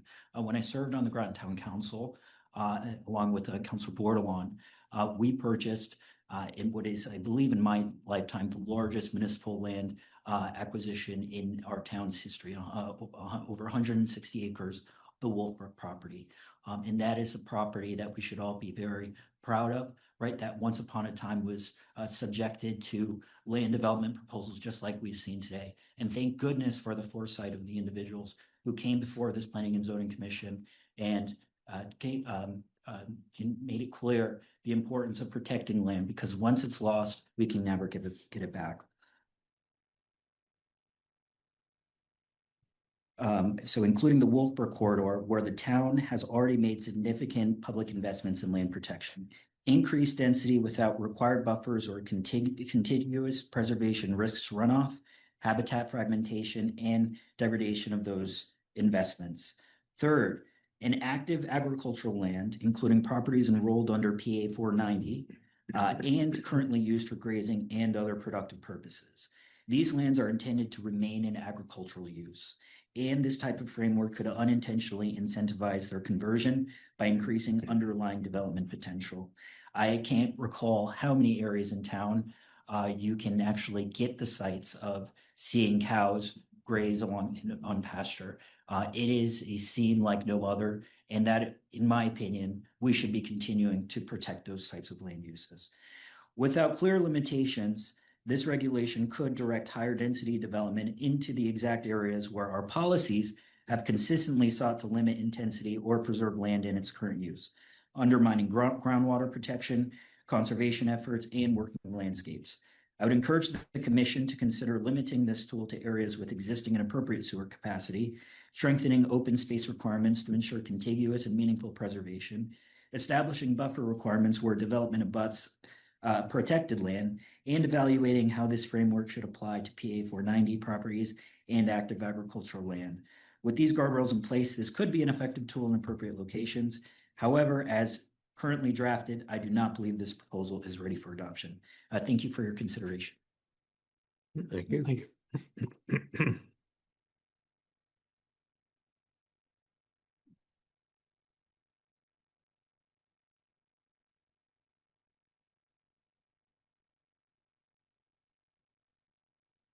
Hi, my name is Amity R. Scott. I live at 543 Sandy Hollow Road. So I'm next door neighbors with Frank Baravecchia, and apparently neighbors with the Lopes, so nice to meet you. Just a couple things to point out, and I can certainly appreciate that this is kind of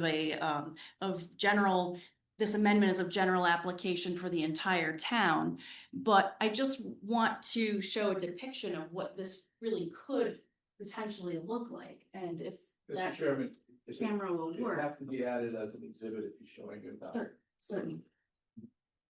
If we can't zoom in on it, we get it there. I don't know if we'll be, Zoom in on it, it can be recorded. and then we'll have to. There we go. So what we're looking at here, I Yes. would object to submitting this. It has nothing to do with the application before you. This is a specific site, a specific development. It's I'm not offering it for a specific site. What is your point showing this then? So this is a depiction of what an open space community could look like, the collective open space community could look like. And I don't think anybody here, most particularly the applicant, would disagree with that. In fact, I believe this was offered to the Planning and Zoning Committee back in October when this idea was initially pitched for a particular property. I'm not offering it to say this is gonna happen. I'm just saying that this is a depiction of what it could be. And what we're seeing is groupings of houses and fairly limited green space overall, where all these houses are just pushed together.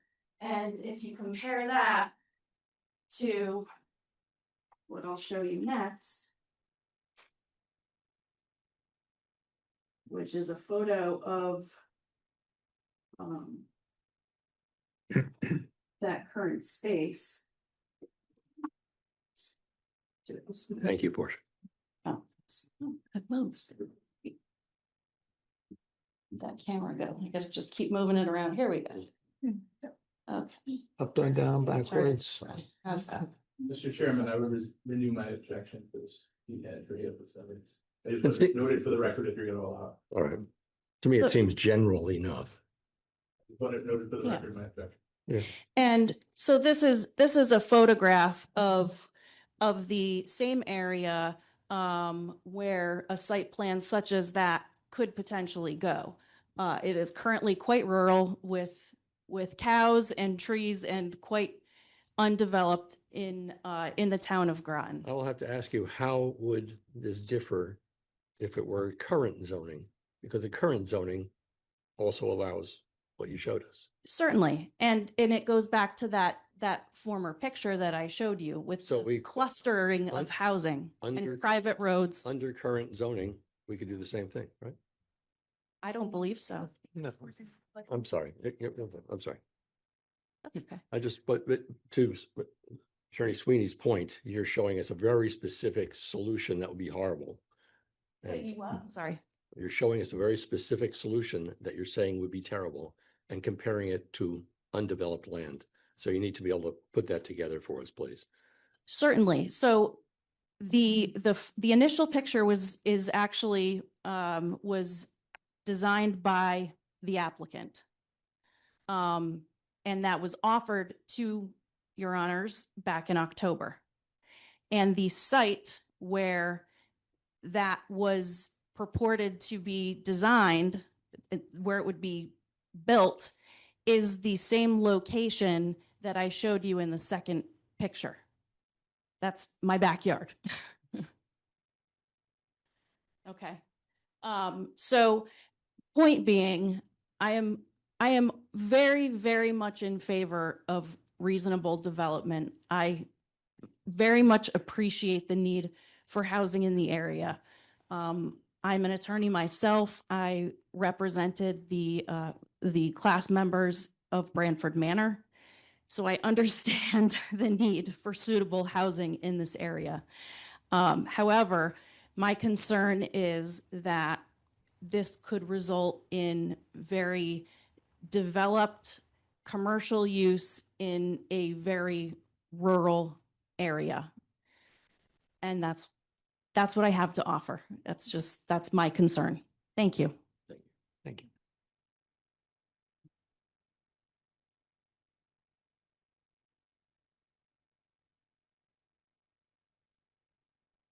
My name's Kevin Blacker, 11 Church Street in Knowing. Came tonight, not sure I was gonna speak, not sure I wanted to speak. But I'm motivated to do so in challenging an assertion that Bill, Attorney Sweeney made. In his comments, he referenced by name other people that had submitted comments. He didn't mention my name, old political trick and not giving your opponent any recognition. And I believe he is rightfully so threatened by observations and comments that I shared in that letter. So I hope that you'll read it. In response to the last speaker, I think he showed you some of those, he showed some of that fear as well. And I really have to challenge the assertion. There's a pinch when somebody says something that's untrue. It's like a pinch or a punch of adrenaline. And the assertion that this amendment before you is not tailored, is not specific to one or maybe two projects. It's just not true. And that's a problem when you're trying to assert something that is not true.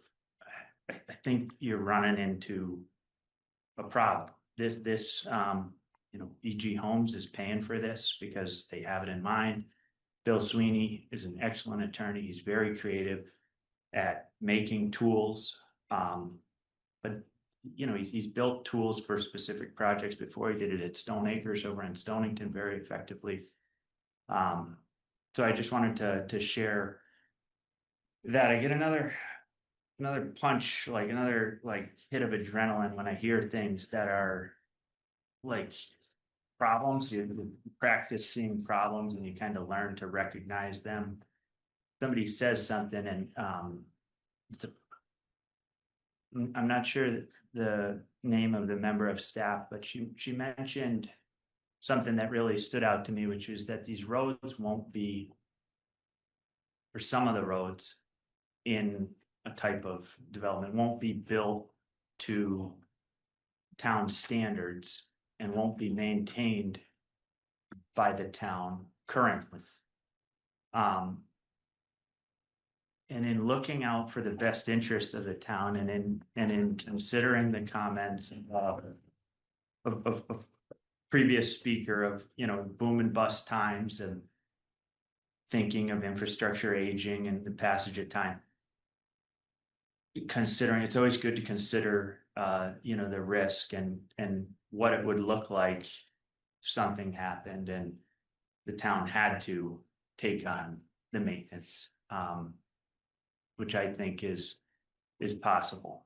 The last thing, and all that I really wanted to say in my letter, and all I really planned to speak about before Bill got my blood up a bit, was that if you're making a tool or you're considering making a tool to facilitate development, you're gonna make farming and open space, protection open space more challenging because the two are in competition. So I think it's okay to facilitate development. There's a need for housing. I think that it's okay to consider creative and new approaches. But I think that the importance of just as much as housing, there's a need for food production, there's a need for beauty, there's a need for water filtration, wildlife habitat, open space. And so I think your challenge will be balancing all that. So thank you. Thank you.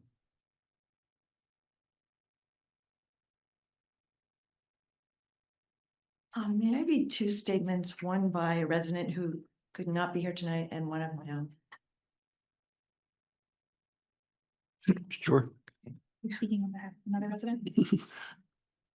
Yeah. Right, I'll read the one First one is by Elise. Name and address. Name and address, please. Oh, yes. My name is Catherine Pratt, and I live at 75 Front Street in Noank. And first, I'm going to be reading the statement by Elisa T. Wright of 59 Main Street in Noank. Just for your information, we have a printout of that already. So you're welcome to do it, but just so you know, we already have these 2 pages here. All right, well, I can, If you could summarize it, that would help a lot. it's, she's No. an attorney, and I don't feel I could probably do a summary justice. I can hold off if you have it, if that's what you prefer. It's, Okay, yeah, I didn't know if the public would like to hear it, but, or suits other. It'll be public. it is a public record already because it's here, so it can be looked at. Okay, all right. Then I will read my own statement. Thank you. Again, I am Catherine Pratt. I live at 75 Front Street in Noank. Honorable members of the Planning and Zoning Commission, good evening. I appreciate this opportunity to comment on what I regard to be some serious concerns with respect to the open space common interest community text amendment proposed by EG Home LLC. This initiative allows for significant build-out, including commercial uses on parcels as small as 15 acres in every R, RS, and RU zoning district across town, potentially opening a Pandora's box of mixed-use developments and dramatic changes to otherwise stable residential neighborhoods. Under the current proposal, if I understand correctly, the possible maximum number of dwelling units considerably exceeds what would have been allowed under the existing open space subdivision regulations. The long-term implications for heightened traffic, alteration of neighborhood character, increased strain on schools, police, fire departments, emergency and other public services, and environmental impacts, including degradation of water quality from the proliferation of impermeable surfaces, are formidable. The proposed text amendment has been created for and tailored to the possible development of a particular property, an 80-acre tract of farmland off Sandy Hollow Road, although in theory. I know you were gonna allow it. But because we're speaking against a particular location, and that's not what was presented. Well, okay, if I can finish the sentence, I have, although in theory it could be implemented on any of the other eligible tracts in residential zones by special permit. And I would like to speak to this particular proposal because it is There's no proposal. There's no proposal. It's preliminary proposal. There's no preliminary proposal. It doesn't exist. It doesn't. It's a text amendment. You only talk about the text amendment, not any particular proposal. You If the can, text amendment is approved, the proposal is probably a. then you can come and talk about, then you can come back and talk to the proposal, but right now, that'll be a public hearing for that. You get to talk about that, but right now, it's just the text amendment. Okay, so I'll move on. Thank you. This is not about the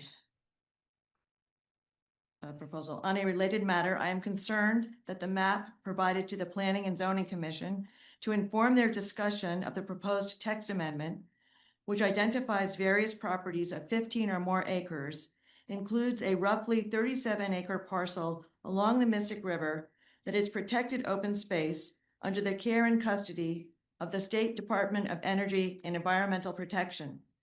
This land, once part of the Mystic Oral School campus, was retained by DEEP, then DEP, for conservation and open space purposes in circa 2010, when the state put the remainder of the Oral School property up for sale.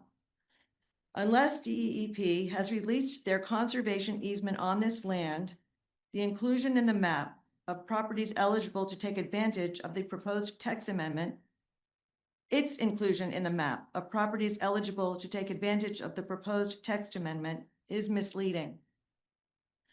The presence of this conservation tract on the map may stem from its shared address with the Mystic Oral School of 240 Oral School Road, but if it is not removed, the map will inaccurately represent the scope of the text amendment, which should not apply to protected open space.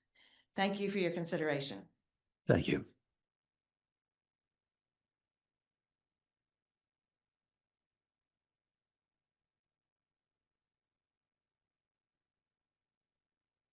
Paul Bates, 47 Church Street, Groton, members of the commission, staff. Thank you very much for giving us an opportunity to speak. This proposed text amendment I consider deceptive, despicable, and amoral. Not sure any of you remember the 70s and the 80s when they had the plan unit development debacle. This sounds like a regurgitation. The common interest, the title common interest community is a misnomer.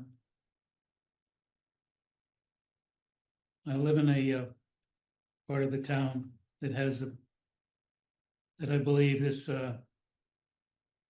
proposal would like to reproduce, which was originally developed without zoning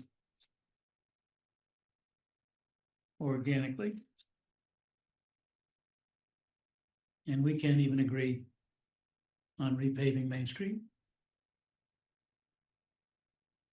6.6-1, the purpose says residential. There's not another word about any other use. I find that very deceptive. 6.64,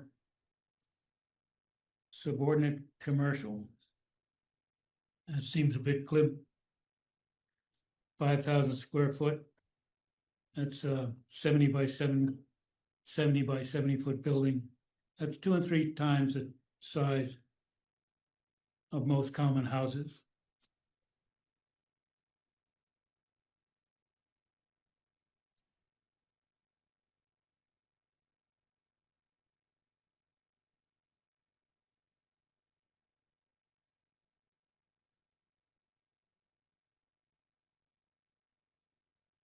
Could someone take a large piece of land, cut it up into 15 parcels, and put up a 5,000 square foot commercial building on each one of them? You want to check out the latest thinking on convenience stores and gas stations, I just suggest you go take a look at the new Best Way on Hamburger Hill. Find the setback from the adjoining property of 10 feet to be grossly undersized for the effect that it could have. I think it should be at least 100 feet. The setback from open space of only 10 feet is also absurd. When in the open space, there could be a pickleball courts. 6.4-4, accepted uses and activities. There's not much there. There's not much that can't be done with that exception included. Certainly this proposal is a great benefit financially for the developer. The 20% open space, by not increasing the 20% open space requirement, is just a big gimme for the developer. Not much of a bang for the buck.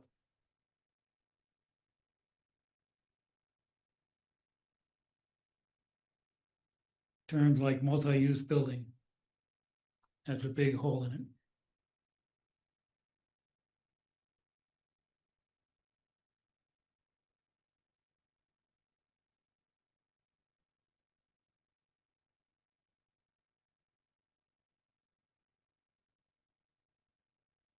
You can think of this proposal like a stack of pancakes.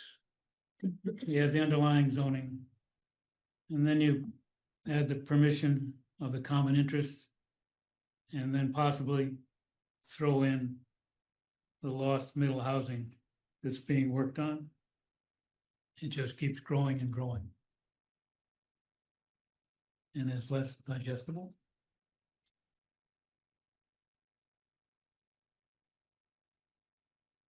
Please consider sending it back to the common interest outhouse where it belongs.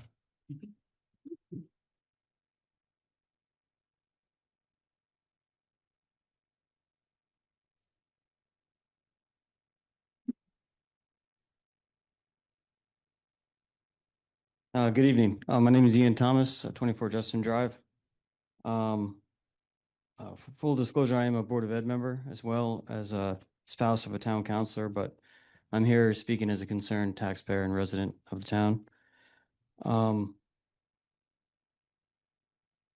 I first off just want to say I agree broadly with pretty much all the previous speakers who shared concerns and criticisms as far as like the speed and the timing of this proposed text amendment.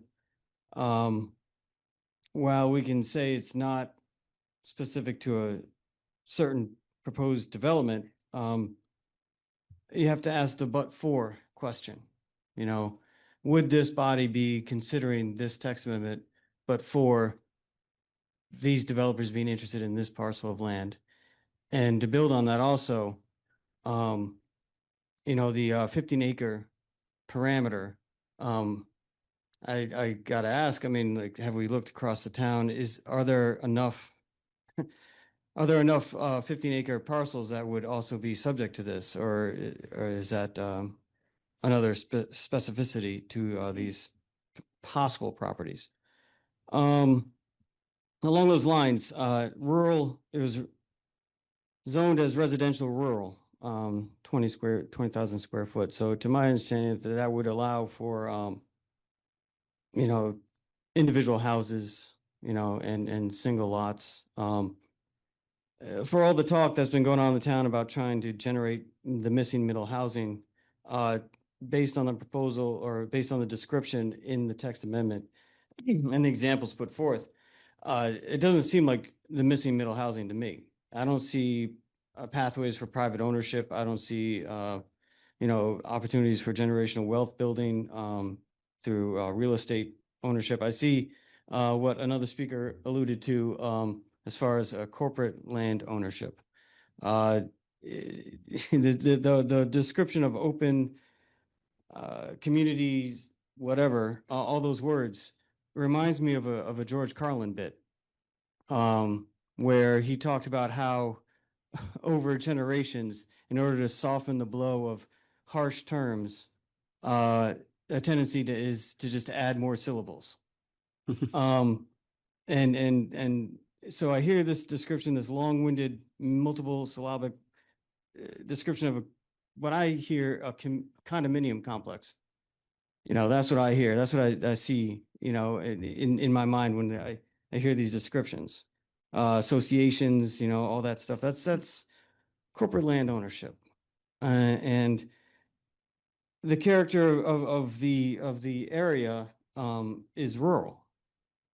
Single family lots, you know, large buffer areas between lots. I mean, you got two neighbors that discovered they live on the same street. I mean, that's a lot of space, right? So let's keep that in mind, you know, as we move forward with this. And you know, I can't shake the feeling that, you know, back to the but for question, you know, this text amendment proposal is coming forward at the same time in parallel, as another speaker noted, in parallel with the development of the POCD. And I fear it to me, like looking, you know, from a distance, you know, it seems like a tail wagging the dog attempt, perhaps, of trying to insert a certain perception into like how things could be developed while we're developing a plan of conservation development. It feels like a bit of a thumb on the scale in some ways. So I'm concerned about that. And so for all those reasons, you know, I encourage like this body to take as much time as necessary. In fact, maybe deprioritize this text amendment and further prioritize the plan of conservation development and get that done in a way that is not influenced or biased by this proposed text amendment. And there's some other concerns too in general about that property. You know, it's contiguous in a lot of ways. I mean, geographically speaking, to Wolfbrook and Pequot Woods.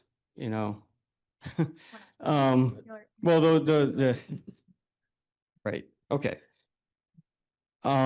Properties like that, or properties that are described as 15 acres or more, if you're going to find them in this town, they're going to be contiguous to large spaces, open space properties, and some of which have been designated as conservation areas.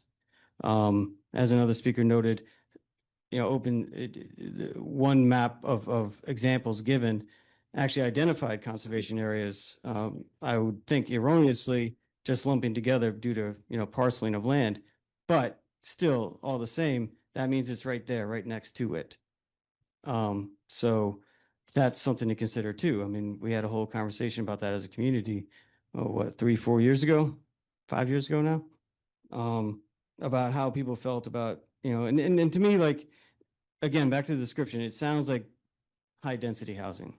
And also, like, I don't see the middle housing opportunities here. It seems like, you know, possibility for luxury condos and, which is and back to the description of like the town not owning the roads and not conforming to town standards, and the ownership of the land. It sounds to me like it's also like just one step away from an exclusive community where like we could be looking at, are there gonna be fences?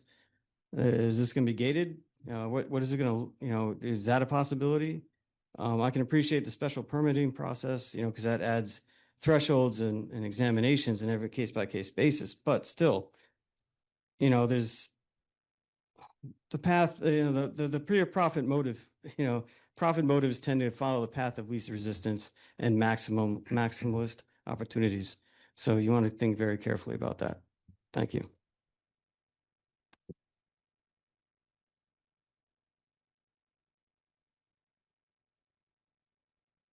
Anyone else? Chomping at the bit. No, you have something else to say? Paul Bates, I just wanted to, another thought about the private roads. If there are private roads, that means there's no public access. Does that then mean that they can be a gated community and the public will not have access to the open space?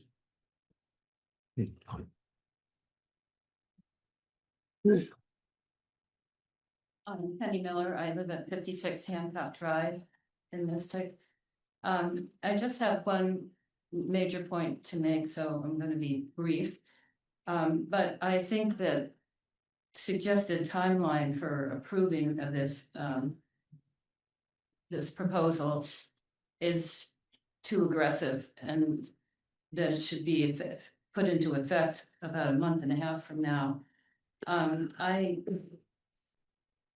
subscribe to the day. I read it every day. I've been to all of the POCD meetings at the Thrive 55 Center, and I have not heard anything about this special interest, whatever it's called, open space, common interest community, until a neighbor was kind enough to call me yesterday and tell me about that in this meeting. So maybe you've had 2 previous meetings about it, but I don't think that the people in the town are aware of it, and I certainly wasn't aware of it. I think I'm fairly conscious. So I urge you not to move on this tonight. Thank you. I'm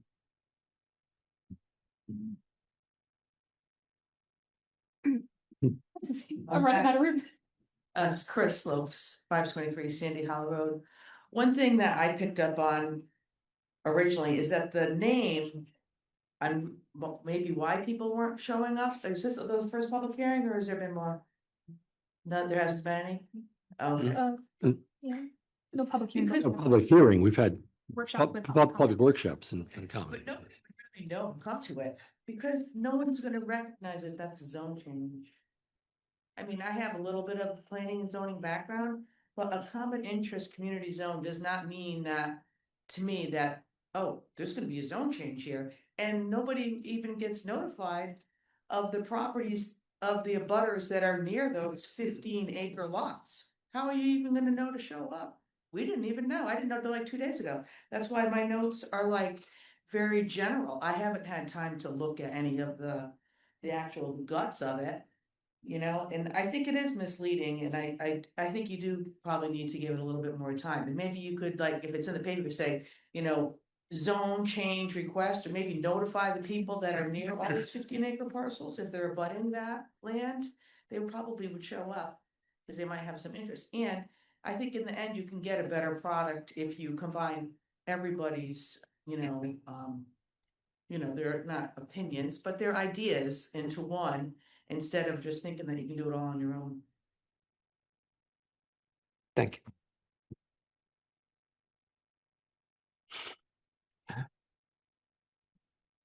Again, I just want to thank the planning and zoning for your efforts. It's not easy to be in that seat. And, and I also thank the attorney, Mr. Sweeney. I mean, it's tough. I mean, you got a job to do, but we got a job as residents to protect our land. We live here. And so hopefully you don't take that personally.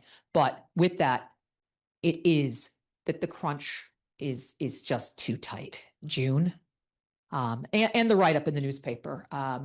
Again, the average person doesn't read the newspaper anymore, and there's other ways to make sure it's getting out. And it is true, the text, the way it read, did not speak like major zoning change that could affect all land 15, acres or more. That's how it should read. That changes the urgency of the community.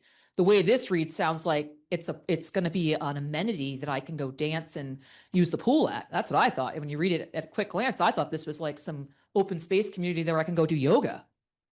So there is a need. And again, it's not your guys' fault. It comes out through the town. You guys are just, you guys are serving your time, but that needs to be better.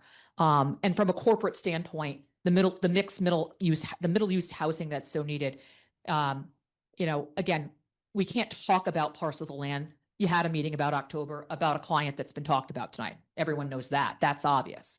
What is concerning is that one developer can come in and make a change that has a ripple Pandora box effect against the whole town. So should the people that live on 9 acres get worried? Who's that next developer coming? Can anybody just come in and just open up Pandora's box with such a short turnaround time? This is the first public hearing, and you guys are supposedly going to make a decision, and all this would be in by June. That's pretty quick. For a population of over 40,000 people, you need more than one public hearing. This should be in every Sunday's paper. This is a major text amendment to the zoning. So that's the last thing I'm going to say. Thank you.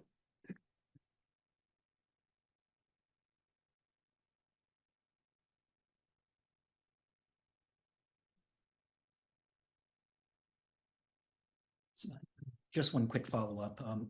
I didn't include it in my previous testimony, but I did want to speak to the removal of stone walls that I think was overlooked in the entirety of the zone text amendment, not mentioned once. Many of the properties that could be subjected to this zone text amendment have no shortage of stone structures, including stone walls, many of which do represent historic value, and in some cases have significant cultural value to some of our surrounding Native American tribes. And so I also believe it is of the utmost importance that there is consultation with our surrounding tribal members on some of those stone structures that exist at some of these properties. That is all. Thank you.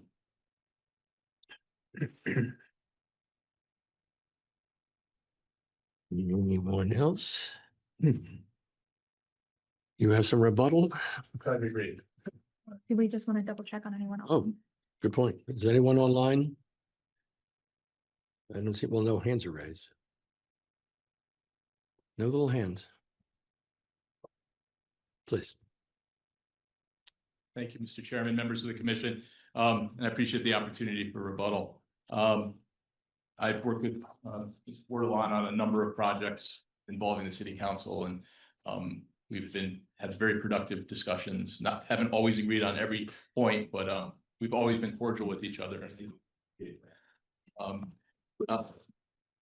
It has been represented that this is a huge zoning change. I'm going to submit that it is not a huge zoning change. What it is a reworked version of an existing zoning regulation, your open space subdivision regulation. What's before you tonight, fundamentally, with a couple tweaks that were actually requested by this commissioner staff, is the open space subdivision regulations reworked and represented in the framework of a common interest community. Instead of individual lot development, you can have a single lot governed by an association. That's fundamentally what this regulation is all about. And that allows for greater flexibility, better projects, and housing that I think will provide greater opportunities, not just for my client, because it's not a specific project, a specific developer, or a specific site, but for developers throughout this community to meet housing needs at all different socioeconomic levels and all different varieties. Nothing in this regulation prohibits, makes difficult the idea of creating affordable housing opportunities. In fact, we actually went as far as to include some housing types that are somewhat unusual. The multi-unit threeplex unit was specifically added so that we could have some additional variety, hopefully to drive price points down and to allow for some more attainable housing for people. We added affordable, accessory dwelling units specifically at the request to create smaller units that might be more affordable to people who don't have the means to afford a single family house. All the projects need public sewer and public water. That's a requirement, not wells, not septic systems.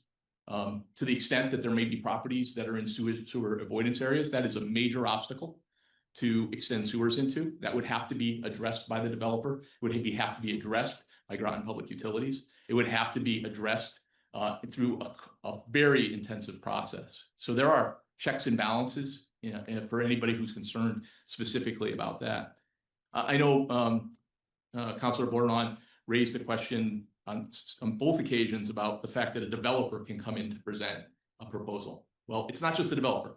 It's any person with an ownership interest in property, whether it's a contractual opportunity to buy a property. It could be any homeowner in this room. Could be a business owner in town can come in and propose a change. That's what makes zoning regulations different than other town ordinances, where you might need to get a sponsor to put a town ordinance through. You don't need that. You have the ability to come and make a proposal to this town. I know of a community nearby where there's a former zoning chairman who consistently submits proposals to the P&Z Commission. Most of them are denied, but he's always got another one coming through, and he has that right. That's how our zoning law is built in the state of Connecticut. So could a developer come in and propose something that is unreasonable for this community? Absolutely, but that's your job. You guys are the gatekeepers. You're supposed to say yes or no. And how do you make those decisions? You look at your plan of conservation development. You look at your comprehensive plan for zoning. You listen to the public. You do your jobs as commissioners, determine what is in the best interest of the community. And that's how the process works here in Connecticut. Issues about fire protection, very valid issues for any site.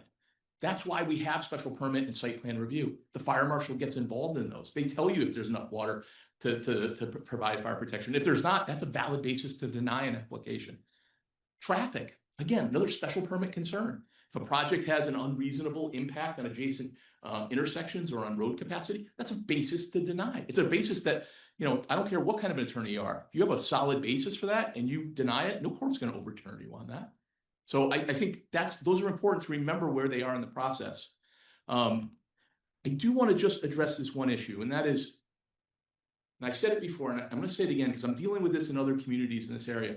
People are coming to this region whether we like it or not, and they're going to come to Groton. Why? Because Groton is a major employment hub. Whether it's EB or all the other businesses that are here, they're coming. And what does that mean? They're going to live here, whether we like it or not. And what's going to happen is there will be enterprising individuals and companies that will come in and buy. If there's no new housing being built, they will buy the existing housing and they will rent it to people at the top dollar.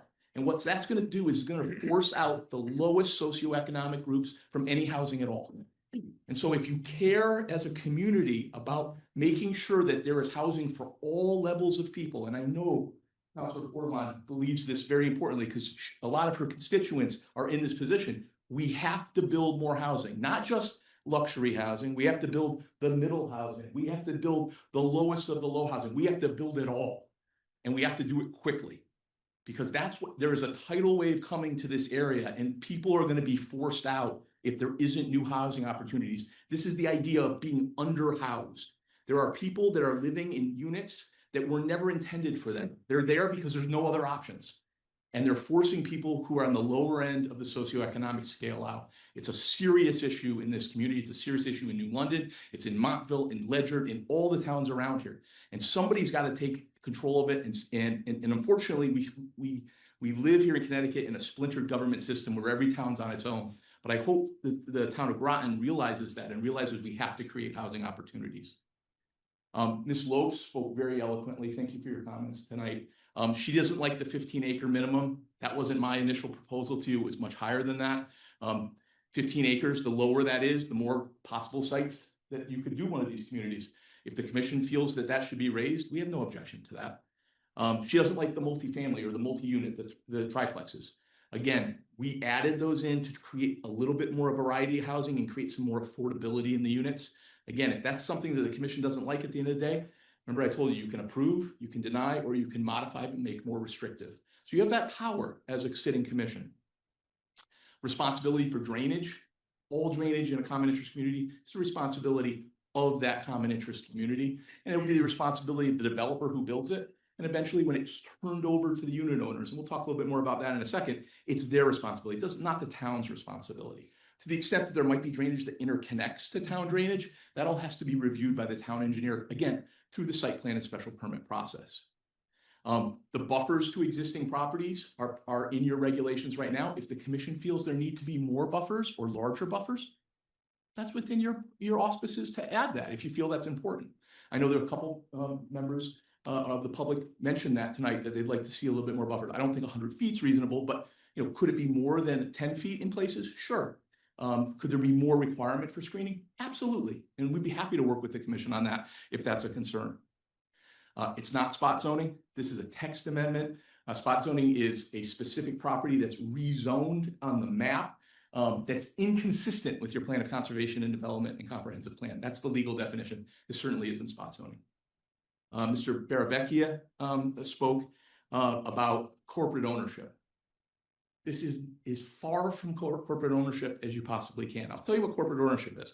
Corporate ownership are developers coming in and building multifamily high-rise rental properties where it's owned by the company and they rent out every month. And there's a lot of those kinds of projects going on in this region. I represent a lot of those developers. This is the opposite of that. We have a developer that comes in, he builds all the infrastructure, he builds the houses, he sells the individual housing dwelling units to individuals. And at a certain point, set forth in the declaration that's filed on the land records, he is required by law to turn over control of the project, not to a corporate faceless entity, but to the people that live in the project. They vote through democracy. They create a board that governs themselves. It's like a mini sort of government that they create. And they take responsibility for the project. They work together in a communal collective group to manage the project. There is no corporate ownership in a common interest community setup as proposed. The only time there's corporate involvement is at the very beginning when the developer is going in and building the infrastructure out, putting up the initial homes. And again, everything is turned over to the people who actually live there.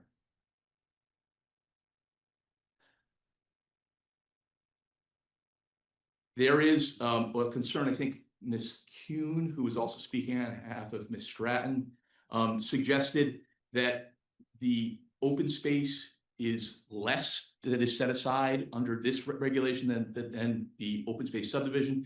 I addressed that previous. That's not the case. The minimum requirement is 20% in both an open space subdivision and a common interest community, open space community. It's the same amount of minimum. Does the commission have the right to require a little bit more open space set aside? If you feel it's necessary, you do. Again, you can approve, deny, or you can modify to make more restrictive. But in no way are we shortchanging the town or shortchanging the residents or shortchanging the community in the amount of open space, that common open space that's set aside. In terms of regulating the upland review area for wetlands, I would just remind you that you have jurisdictional control over certain things by statutes. Your Inland Wetland Commission does too. You can't regulate the upland review area or wetlands themselves by statute. Those agencies have control over those types of issues. And that's certainly something that they can take a look at if they're concerned about it. I have great respect for for our rep, Mr. Baumgartner. I know he and I have worked on issues together, and he's very, very good public speaker. Issues about the 20% open space, the avoidance area, I think I've already addressed. Certainly agricultural fields in the 490 program and forest lands in the 490 program. Those are tax programs to encourage people to hold them in open space. Those same areas are also some of the best developable land that's left. I mean, that is the tension. And I think another speaker tonight talked about the balance. And I think maybe that was actually my friend, Mr. Blacker, who indicated that tension, and there's always a tension between sort of the preservation and the development. That's part of what this commission does. But I do appreciate his comments. Again, if you wanted to play with the open space requirement, you can do that. If you wanted to play with buffers or require more, you can do that as well. You have that authority. Ms. R. Scott, who I know very well, an excellent attorney, and I've known for many years. She was concerned that this could allow for overdevelopment. She doesn't like the commercial use aspect. Again, same density as allowed in open space subdivision. Today, E.G. Homes, or tomorrow, E.G. Home could come in with an open space subdivision plan for a property in town if it met all the requirements, and they could go through that process. They're here tonight because they think they can do better. They think they can give you a better product with a different regulation. That's the only reason they're here. And they want to work in Groton, and they certainly have sites that they're interested in, but they want to be able to do something that allows them to be as creative and innovative as possible. They don't want to be hamstrung by traditional tract development style development. On the issue of commercial use, again, that was something we talked about at the first workshop. We took it out. You said, geez, we really like this idea. We put it back in. If you feel like it needs to be modified, curtailed back, given additional restrictions, again, you have the power to do that as a commission. Mr. Blacker and I have been on either edge side of issues in the past. I've agreed with him on some issues, and I've definitely disagreed with him on others. He's a good speaker, and I know he cares a lot about agricultural lands, and he's a good proponent for that in this community. I would say when I object to a speaker, there's nothing personal about that. I have a job to do. There is a process that's set forth in statute. There's a process and what you can talk about in a text amendment and what you can't. I have a job to do to basically just make the commission, remind the commission of that one. So when I put in an objection to the record, I'm not trying to hide anything. I'm not trying to slide a card under the table. I'm just trying to do my job, and I'm trying to protect my client and make sure that this process works the way it's supposed to by statute. Town cannot take on roads that don't meet road standards. That's why you have road standards. So this concern that the town may be asked to come in, town has no obligation to come in and take over roads that don't meet their road standards. So I don't think that that's a real concern. But Mr. Blacker also talked about the balance, and that's what you do every day when you review applications. Ms. Pratt spoke. She doesn't like the mixed use or the commercial elements. Again, you have the ability to amend that if you feel it's appropriate. I would say the number of dwelling units allowed is no greater under this regulation than the open space subdivision. I think I've shown that. If you look at the two tables, they're exactly the same. It's just how they're arranged on the property. She also mentioned a map that's in the record. That is not a map that I created. I have nothing to do with that map. I don't know about this property. If it is a property that's owned by the state of Connecticut, it was probably just chosen because of its acreage and the availability of water and sewer. It's not something that I'm involved in, and I would just let that stand on its own. I just want to make sure the commission knows I didn't submit something that is inappropriate. I don't even know the property that she's talking about, but I believe her when she says that, and that could be just an error on that map. Mr. Bates spoke. He doesn't like the accessory commercial uses. Again, I think we've talked about that. He did come up with sort of the parade of horribles idea that you could take a piece of property and carve it up into 15-acre pieces and then put a 5,000 square foot convenience store on each one. Theoretically, that's possible. However, I think he misses the fact that you have discretion through the special permit process to determine whether that meets the intent of the regulations and has other undesirable impacts. If you wanted to add something to the regulation or change that to prevent that type of parade of horrible situation, that's certainly not our intent. But you could just basically say, no, we're not allowing you to do that. The commercial also has to be accessory and subordinate to the residential. It has to be integrated in a way where it is not the principal use. So the idea that you go in and just put up a convenience store, no, it is the residential community that is the principal use and its amenities. The commercial is sort of the tail wagging the dog, so to speak. He also wants more open space. And again, I think I talked about that. Mr. Thomas spoke. He doesn't like the 15-acre threshold. He says it's not middle housing. It's not home ownership. It is home ownership. When you buy a unit, you are actually the legal owner in fee of the unit that you buy. What you've agreed to do is collectively own the common space with your neighbors. It's a different type of scenario, 100% than a traditional lot ownership. But is it a path to home ownership? It's not a path. It is home ownership. It may not be the 4-bedroom house with a white picket fence on 2 acres, but it's definitely home ownership. And I would suggest that in certain situations, it may be a more attainable path to ownership, home ownership, than traditional subdivision lot development. If anybody's taken a look at what traditional subdivision lots are going for, the idea that you can provide a variety of housing types in one of these open space common interest communities, there will be units at different price points. There will be units that might be more attainable to lower socioeconomic groups than other ones in the project as well. Timelines. Tonight is the first public hearing. I certainly would encourage you to take the time that you need. If you feel like you have the information that's required to make a decision, you can close your hearing tonight and you can make a decision. If you feel like you have more time, by statute, you have more time. And so I don't control that. You control that.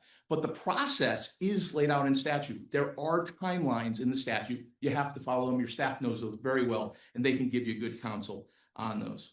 Mr. Thomas also mentioned that there may be areas of town that are eligible for these communities that are near protected open space. And I would say, I hope there are, because the idea behind this regulation is that it will allow a developer to add to those spaces. It could be adjacent lands that allow those lands to get bigger. It could be adjacent lands that protect critical habitat that extends onto private property right now. More importantly, it may be private property that will allow for connections between existing open space, connections that don't exist right now. And so I hope that there actually are protected open spaces near some of these potential sites, because this is a tool to help grow, expand, and enhance those protected open spaces. Mr. Bates asked about public access. As you remember, when I talked about the common open space lands that are required, that 20%, a minimum of 20%, there's a requirement for a disposition plan to be submitted with any application, where you have to lay out the ownership of that land, the access and easement rights over that land, and then who's maintaining that land. And that is subject to review and approval by the commission. There may be projects where public walking trails, public access is totally appropriate. There may be projects where it's appropriate on some portion of a project. There may be areas where it's not appropriate at all, but it's on a case-by-case basis through the special permit process. So in fact, you ultimately hold the keys to whether there's a public access component or not. And a developer will propose something and you'll say either yes or no. We've talked about time limits. This is not a zone change. This is a text amendment. There is no notice requirements to abutters to a text amendment. Why? Because there's no specific project and no specific location. It's of general applicability. See if there's anything else here. Mr. Baumgartner got up at the last and said something about stone walls. Great point. No problem if you wanted to add something about stone walls to the regulation. I've worked on a bunch of projects where we have historic stone walls. I don't know if I've dealt with from native people, but definitely stone walls from the early colonists in farming history of this state. Even if you can't maintain a stone wall where it is, you can certainly reuse them on site. You can take those stone walls, reposition them, use them as part of keeping the character and the fabric of the property. So I've done that on multiple projects. A lot of towns look for that. You can do that through your special permit process and say, we want you to try to protect the stone walls on the property. So I don't have any problem with that at all. With that, I thank you for your time and attention tonight. I'm going to wrap it up. We're available if you have any questions as well. Thank you so much for your time and your courtesy to us. Thank you. Thank you. I request a 5-minute recess for bathroom breaks and water Good recess. plan. Take a 5-minute recess. Back at 9:26. It's 9:26 and we are back in session. Any other comments back in the public? I think we're done. Everyone's done? So now I'll ask for any comments from the commissioners. We want to start with Susan.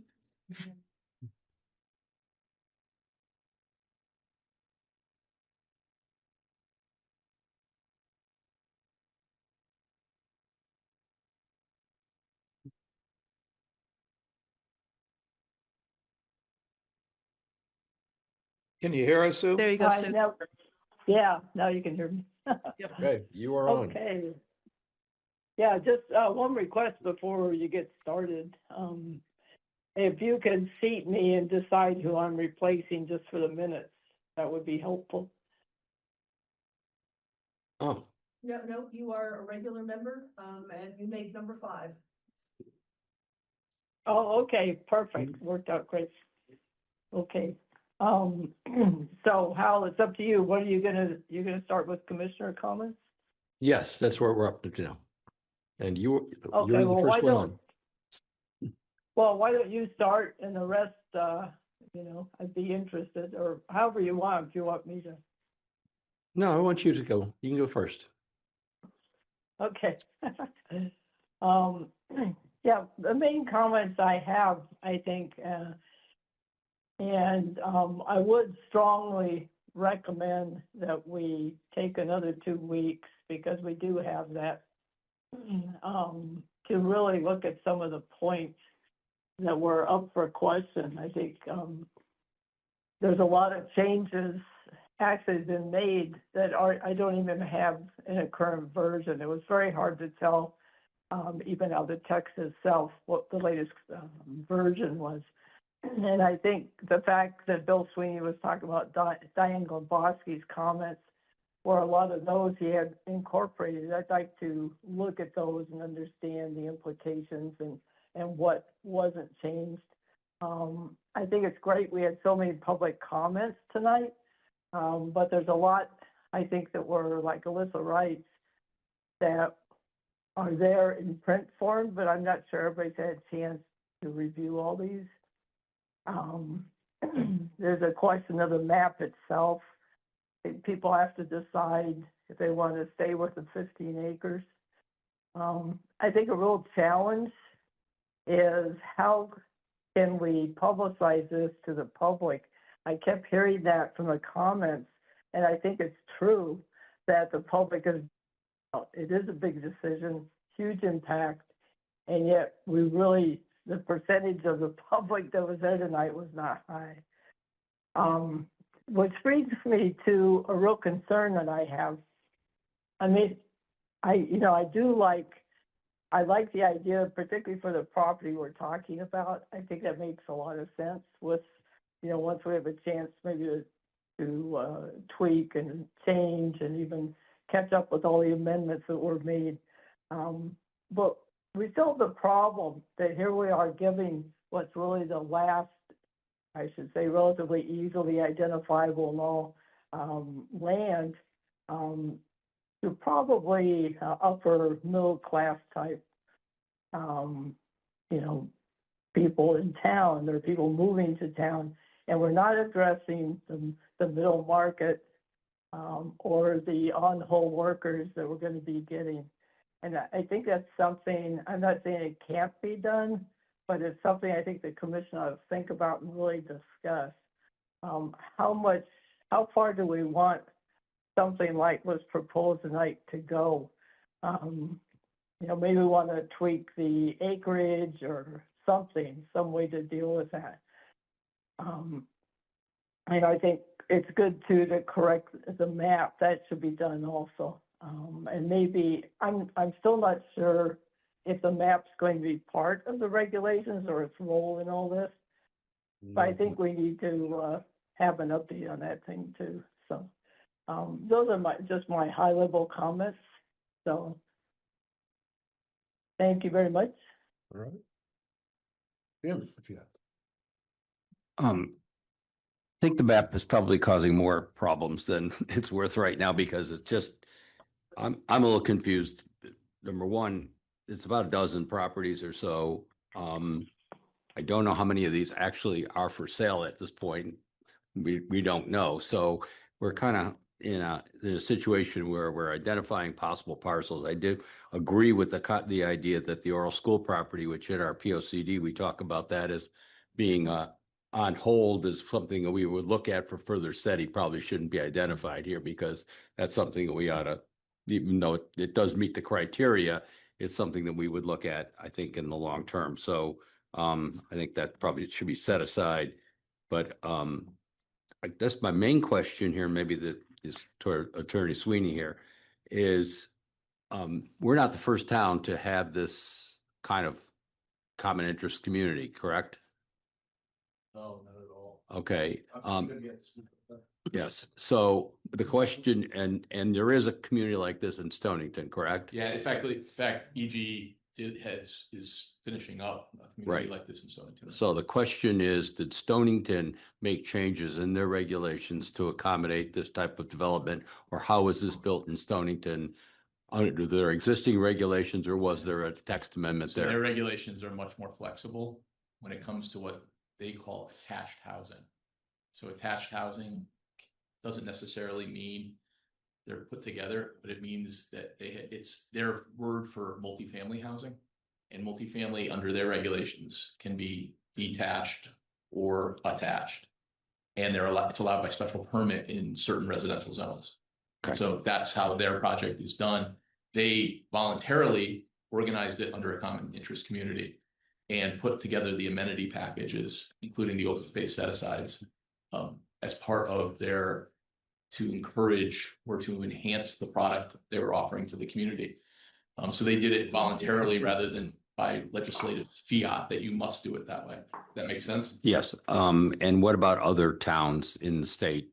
Are there other towns where this is similar kind of development that has a change in regulations that we could look at? Yeah, I don't know about a change in regulations off the top of my head, but the idea, Groton is a little bit particular about its definitions for housing, more than I found in other communities. So generally speaking, when you have 2 or more residential units on a single piece of property, that's considered multi-unit housing or multifamily housing. Groton's very particular about whether they're attached or detached. Many towns don't have that distinction. And so here we needed to play with that to allow for multiple units on the same parcel, which isn't allowed in Groton really. And we also, though, use the vehicle of the open space because we thought it enhances the product offering when we can provide amenities and open spaces. It makes a better product. Rather, 20 years ago when we used to do subdivision design, you would have a cul-de-sac, and at the end of the cul-de-sac, there may be like a little walking trail to like the back 40 that nobody ever walked to, and it just sort of sits there. Often nobody pays taxes on it, or the developer holds onto it. Nobody pays taxes on it. It goes into tax foreclosure. This happens all over southeastern Connecticut. The idea now is to take those areas and embed them and integrate them in the project and provide common ownership, professional maintenance, and common responsibility for it. So it actually is usable, functional open space land. Could you give us a ballpark figure as to what I'm going to call it an HOA, but whatever the cost is, the average annual cost or monthly cost to the homeowners is for the maintenance? Because is that, obviously the entry point of the housing is one barrier to affordability, but then once you add on top of that, you've got. Depends on the size of the project. Yeah. It depends on the amenities. For example, there are projects that just have passive open space, walking trails. And so you may have just periodic annual clearing of the trail and yard maintenance. Then you have ones that have like a community center with gym and like a kitchen and maybe a pool. Right. And maybe there's lifeguard at the pool as well. You might have just open, expansive grass areas for multi-purpose. You might have pickleball courts. I think somebody said pickleball, tennis courts. You may have active recreation fields. It's totally customizable, but it does affect. I mean, you have to think about it when you sell those units. People are buying those units. They're also buying the obligation to pay a monthly charge to support all of those commonly held and owned facilities. So there's a big part of sort of balancing that and making sure it makes sense. So when we get to a specific project, if we were to approve this, then those will be questions we've done. I'd like to ask because it's a question of. Yeah, I think we could give you some ballparks on that, and it really does depend on what the amenity package is. Sure. Whether you're doing something, I've seen projects where you have just extensive amenity packages, and I've seen ones that are much more passive. This proposal allows people to propose either.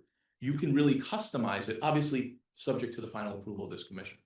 Last point I make, Carol, is that, Mr. Chair, is the density issue's been raised a lot here, and I think it's been emphasized a couple times, but I'd like to repeat it, is that the density is no different than the existing open space subdivision regulations that we have here. So it's not like we're changing something that opens up increased density.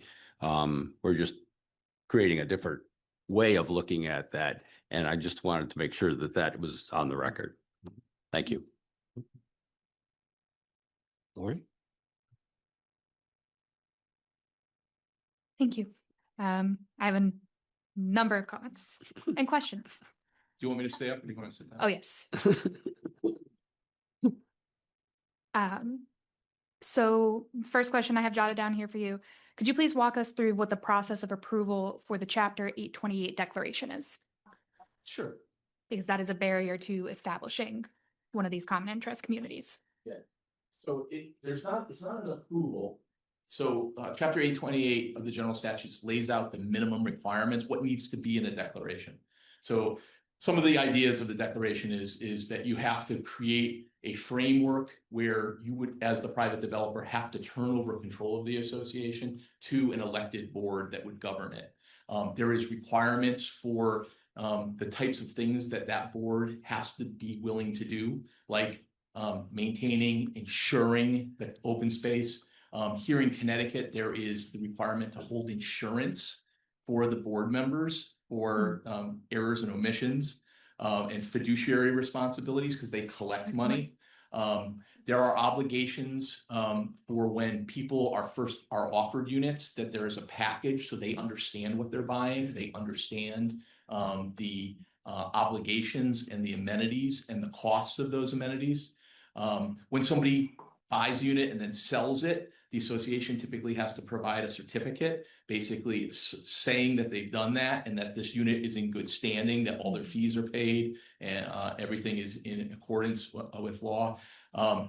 If there are changes in the rule in the declaration over time, and this happens sometimes. You could have a project gets built out and then the association of unit owners want to change something. They want to change the community center or they want to put in a swimming pool.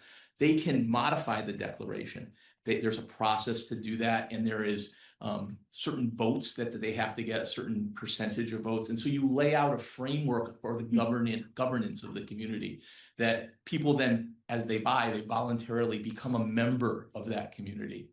So it's not an approval, but there are statutory guidelines, what has to be in it. The voting rights of each member, the percentage allocation of costs to each unit member, all those things are laid out in the declaration. And we would submit that declaration prior to submitting a site plan to the department. And we have to show that we're ready to submit it. And I'm sure in many towns, they just want to look at it, or they even send it to the town attorney. Does this look like it meets the minimum requirements? Okay. I think that my next question was actually asked by Jim. And you're done. Yeah, I think I'm done with questions for you. I'll come back up if somebody else has. Yes, so I do want to address a number of the concerns because I share them. But I want to start broadly with this commission has talked about this for a little while. October, I think it was January, February, and certain parts of my personal beliefs bristle about HOAs, which this basically is. But however, and there are people who like that. And so when I'm thinking of this construction that's before us, I'm thinking of community areas, neighborhoods that we already have that would fit this development perfectly, that fits the character and the desire and the intent, like Knowing Village. Some of the comments here tonight would not allow Knowing Village to be built today if it was just an empty parcel. Some of the comments here tonight would not allow the 55 plus community that I am a direct abutting neighbor to at Fairview. And so, and oh my God, Pearl Street, Gravel Street, those houses would not be allowed to be built. And I thought about that fantastic walk we did for the middle housing through downtown Mystic and all of the buildings that I did not realize were not single family homes because of the way that they were, they are faced to the street. They have a depth that you don't necessarily realize, but do allow up to 5 units. I think one of those captain's houses was. It was fantastic, the creativity that organically came way before we even had a constitution, right? Or, you know, Connecticut Constitution. It's not quite that old. So I think that there's a lot of creativity here. One of the concerns is about affordability. I hear that entirely. That is something that we have pressed and discussed about this text amendment in one of our workshops. Unfortunately, Groton cannot change the fact that the national starting home value is approximately $400,000. We can't do much about that in particular. However, there are things we can do. I think perhaps a little counterintuitively, if you want to expand the opportunities for developers to create more affordable or less expensive housing, you'd have to decrease the lot size that these would be applicable for in order to decrease the cost of the development. And so I'm hearing a concern that 15 acres is too small, but also that we will not get enough affordable housing units. Part of that is to decrease the cost of construction, which would be to decrease the cost of the property by decreasing the size of it. Those two things don't seem to mesh well, but it is just kind of an economic reality. I think about communities that I want to see here that aren't happening in Groton for a lot of reasons that could be solved by a text amendment like this, like communal living that does not exist around here for my brother with special needs, or the lack of halfway or transition housing that does actually allow a type of ownership model that we don't have enough of around here. I see that as a potential. I see a potential, you know, I'm not specifically in favor or supportive of the moratorium on mobile housing. I think it's one of those, it's trashy if you're poor, classy if you're rich, where mobile housing is almost identical to modular housing units now. And the fact that mobile home parks are absolutely restricted, one of the ways we address the affordability, it would look a lot like a mobile park. It honestly would. It'd be a bunch of modular homes. But what I like about a proposal like this is when you lift the lot lines, you get rid of that tract style housing and you allow clusters to form. You allow unique formations that you would see more organically if this was just a tabula rasa. And I think that that adds to the value, I almost want to say like ecological value of a community where it does not feel like tract or row housing. And so, yes, most likely some of the first applicants to utilize this will be corporations that already own the property. For properties that are not up for sale, there is always the opportunity for a Groton Housing Association or other nonprofit like a community development corporation that is organically created by members of this community to buy these parcels and to create the types of housing that we think we need to have in creative constructions. I mean, this is a lot less restrictive than just keeping the open space subdivision regulations that we currently have. This is providing, in my opinion, way more flexibility to meet that middle housing demand. One of the best neighborhoods that I ever lived in was on Hubinger Street in New Haven, Edgewood Park. It was essentially captain homes. They were 3 units. You would never tell from the exterior. Close, about 10 feet apart. Beautiful community. Loved living there. It's absolutely where I think families would appreciate raising their children. There's walkability, there is, and something that we did ask. commercial aspects. Having a bodega to go get your half and half at, 6 a.m. before the kids get up because you ran out of half and half, but you got to have that coffee, right? And what these parcels are, I think that that's an important flexibility option to have. And especially if I'm going to advocate for communal living communities that I think we need for folks with disabilities that can live independently, but still need community access or special facilities, recreation spaces that do tailor to their needs. And that might be commercial in some respects, right? There might be a need for an office for speech therapists and occupational therapists to work out of to support that individual community. That's commercial's need, right? So I think that all of those things offer the flexibility and the ability for us to create more opportunities, not less. And also, I think that there need to be changes. So I'm interested in how we would provide for stone wall. Would that just be something through special permit? Conservation of stone walls? We could write something in or just be part of the special permit. Right. So I think, We'll discuss that. yeah, I think that's something we should discuss. That's a good point. I'd like to discuss my concern about STRs.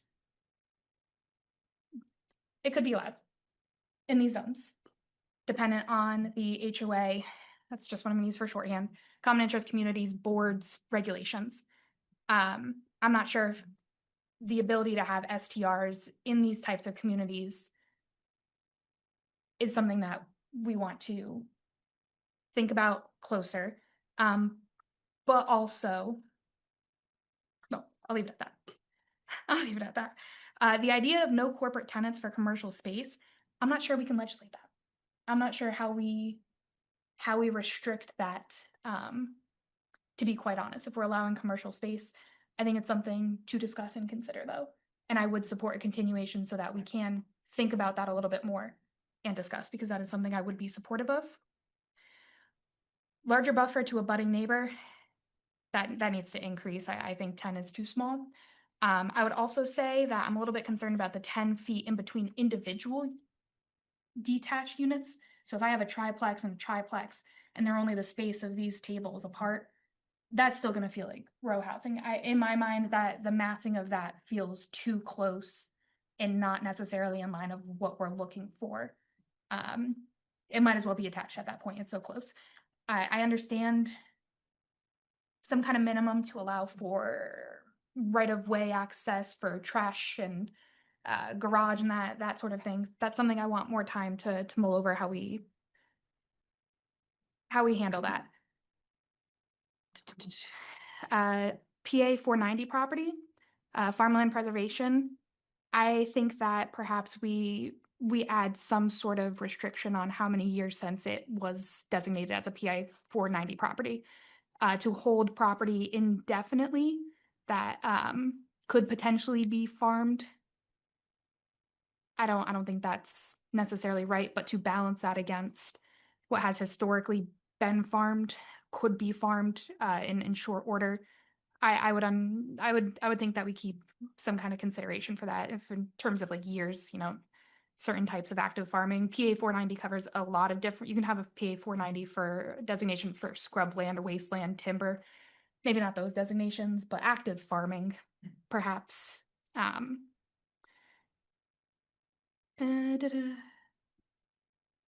have this here.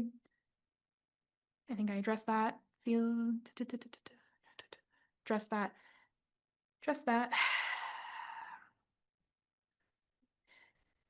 All right, we're getting through it. Timeline's too aggressive. As far as that goes, I completely agree that there's never enough public notice about damn near anything. I don't know how to remedy that unless we can't set a budget here to have ourselves a marketing consultant and get things published in a Facebook ad, a budget. Be real nice though, members of the council. And to that end, members of the council, we put out public notices weeks in advance. That might be something that's worth bringing up during your communications portions. Hey, this just got posted. This is coming up. Your weekly, we don't always get to join you at your meetings, but if you could use your bully pulpit to advance some of this, perhaps we could get a little bit more attention than we do most times. So that would be appreciated. Now, I have specific changes to the text to go Well, through. How would you? Do we want to get need into to go that? through it? Well, that's what I'm asking. Because does that need to be part of the hearing? Because will that be part of the discussion? I think the best way to handle that is generally if you can speak to what you have concerns with and Right. then get into specifics once the hearing's closed and you start really talking about Yeah. the language. Yes. So 6.64, I'm concerned about the exemption for mobile manufactured home parks. I understand it's probably because there's currently a moratorium on new ones. There's not a moratorium. They're just not allowed. Right? Okay. Why are we exempting them from this regulation? This is just because they're not allowed. But they And already so- exist.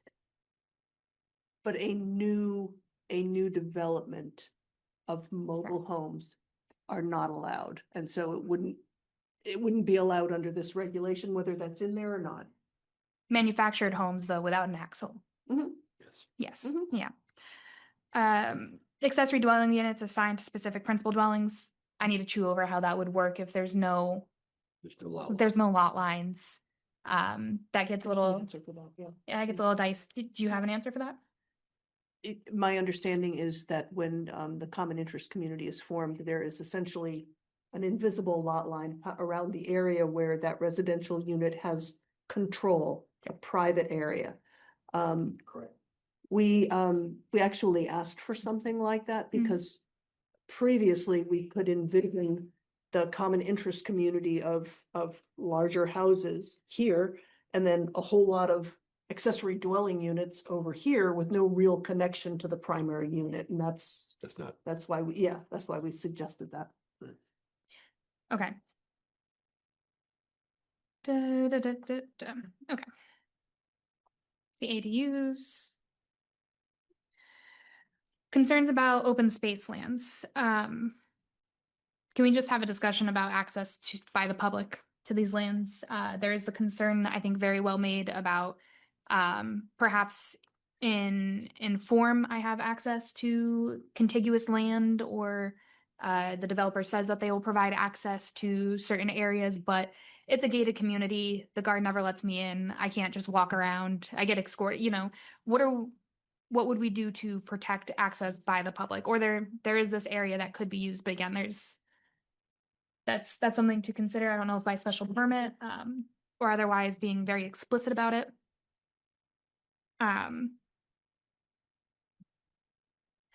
Let's see. I don't think lawns are going to count as open space. I think that there's maybe language that needs to be included. Obviously not contiguous space, because you want the ability to flex the clusterings and all of that. However, I'm concerned about a choppy aspect to this, and creating zones of exclusive use. That's a concern. Under 6.6, sorry, I think I already addressed that. Increasing the minimum distance. 6.6 tac 9, the shade tree. One shade tree per adjacent dwelling unit is required to be planted along a side or rear property line if all trees are removed along the corresponding side or property line. I would actually move to strike that last part, just because I think that there should be a requirement to have shade trees on each side of the units, as it were. We want to make sure that we are populating the space with shade trees for environmental reasons and also for aesthetic and kind of human need reasons. Just a comment about the private road thing. I live on a private road. I would love for the town to take it over and plow it for me. I can't restrict anyone from coming down my road as far as I know. If I could, that'd be real cute, be real cool. But I think that we get kind of in a dicey conversation when we start freaking out too much about private roads. There's lots of private roads throughout this town. It is what it is. My entire street was built before zoning regs existed in the town. I'm not even sure they paved it for us, to be honest. And I don't think that they have any interest or actually are ever going to take that over at any point. So question about the dwelling units, dwelling 1 unit, dwelling 2 unit. We talked about a 3 unit, and I just want to be sure that we're allowing the flexibility for that captain house style that we talked about with the way that it's written, so that we're not looking at a triplex very narrowly, but we can still have a single building that allows 3 units. Right, that's without any expansion of the definition as it already is. I know Diane And it would- provided a comment about that. I Right, and agree it with would her. also be something that you could look at during the special permit process. Mhm. Get Mm. architectural renderings of what's proposed. Okay.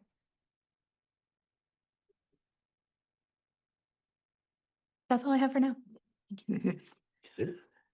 Uh, Well, uh, as others have noted, there's a lot to this.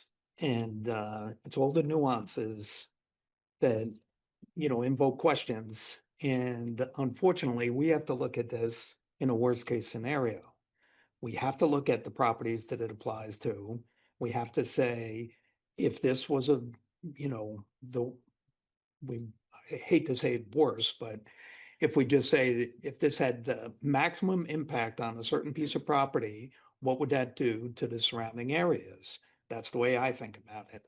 So, you think about traffic generation, and I know that that's the next step, but this is what we're permitting. So why wouldn't we have, when a special permit comes along, why wouldn't we say, wow, that's good because we wrote it that way? Why are we allowing X amount of houses in this, certain area if we couldn't support the traffic, So things like that. So these are all questions that come up. I got a half a dozen things here that are concerns. There was talk about affordable housing, but I haven't seen any houses being built that have HOAs that are considered affordable. They're usually very expensive. I also don't know how triplexes next to a single family house and then maybe another triplex, how that guy in the middle is going to feel.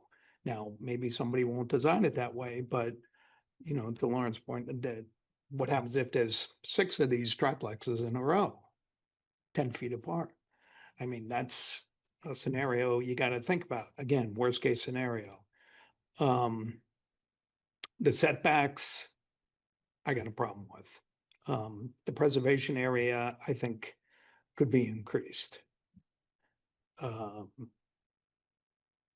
then there was a talk about road standards, not having standard, non-standard roads that aren't maintained.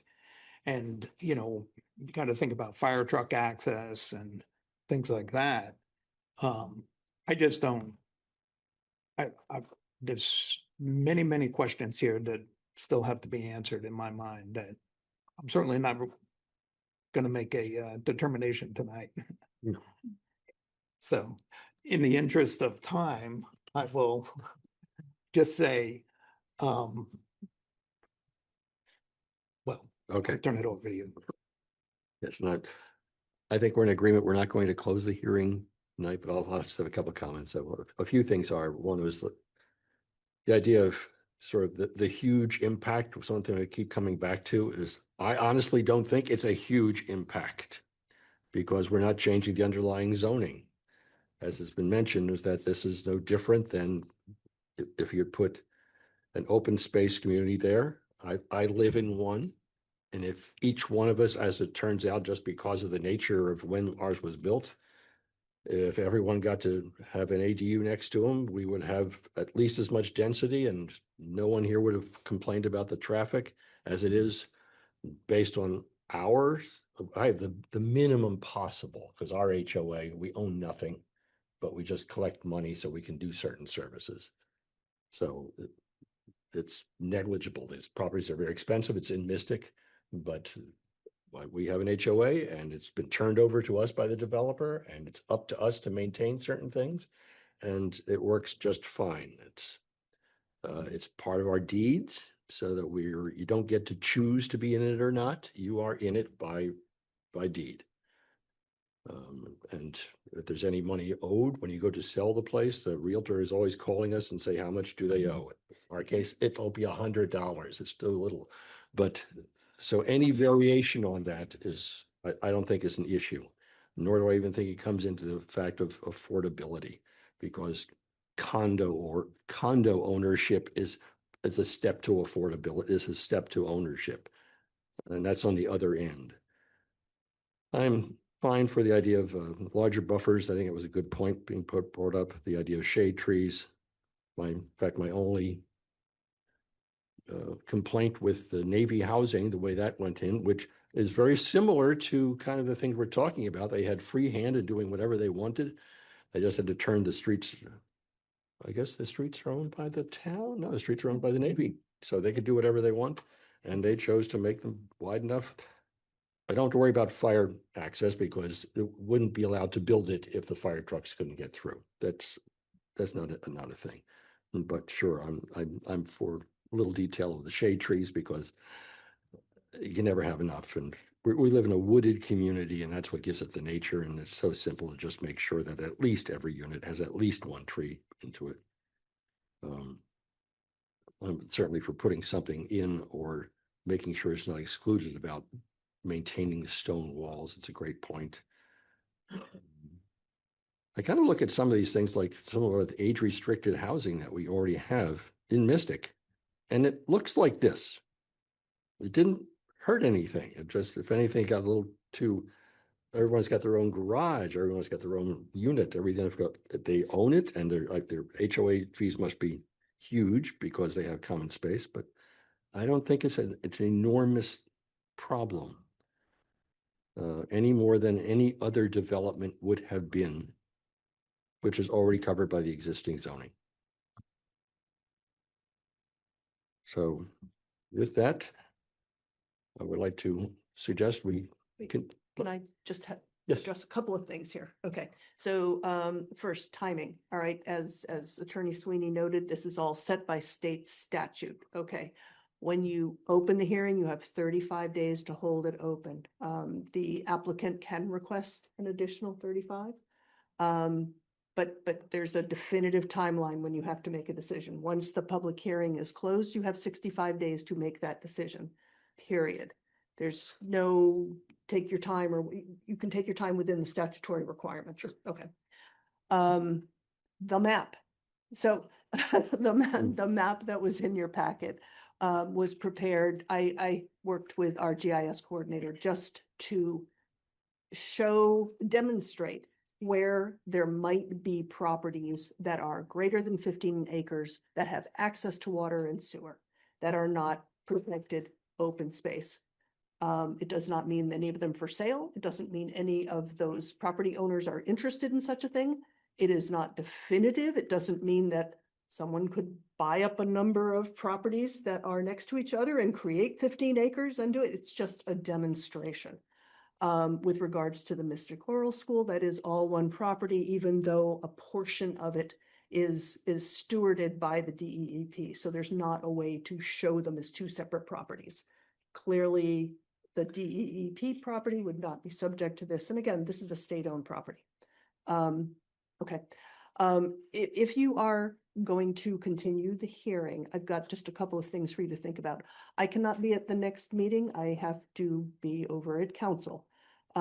So I'd rather not put this on one of my other planners, although I'm sure they'd be very capable. But I mean, and so if you are going to continue it, if you could continue it to the May meeting, which is, I believe, May.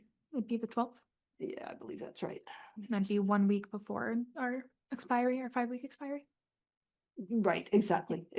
Although again, the applicant could request an extension. That's right. So yeah, May 12th. And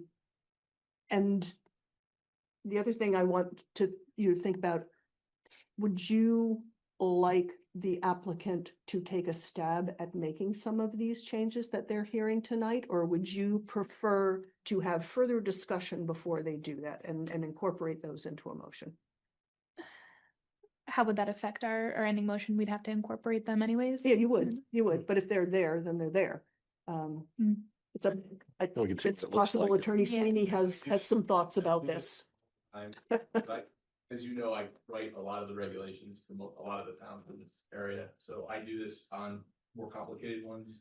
When there are issues that come up, I will draft possible, not what I call possible modifications to approval. Sure. The other thing that I would offer, and again, I will refer you, Deb, is sometimes after a public hearing, something hits you, like you're like, oh, I should have said this, or we should really address this. You can't contact me, just like Exactly. you can't speak to any member of the public, but you have the ability to speak to your staff. Yep. And you could say, hey, Deb, I really think that we should be thinking about something like this. Deb can say, Bill, could you take a look at that as well? Or this But is a she may concern not. that's been raised. You know, not She might be a little specific, uncomfortable about that. but bottom line is you can speak to your staff as well outside of the public hearing process. All right. You can't speak directly to me, but I'd be more than happy. I've taken really copious notes, so try to make a stab, and then you might like some of them, you may reject some of them, you may come up with a solution.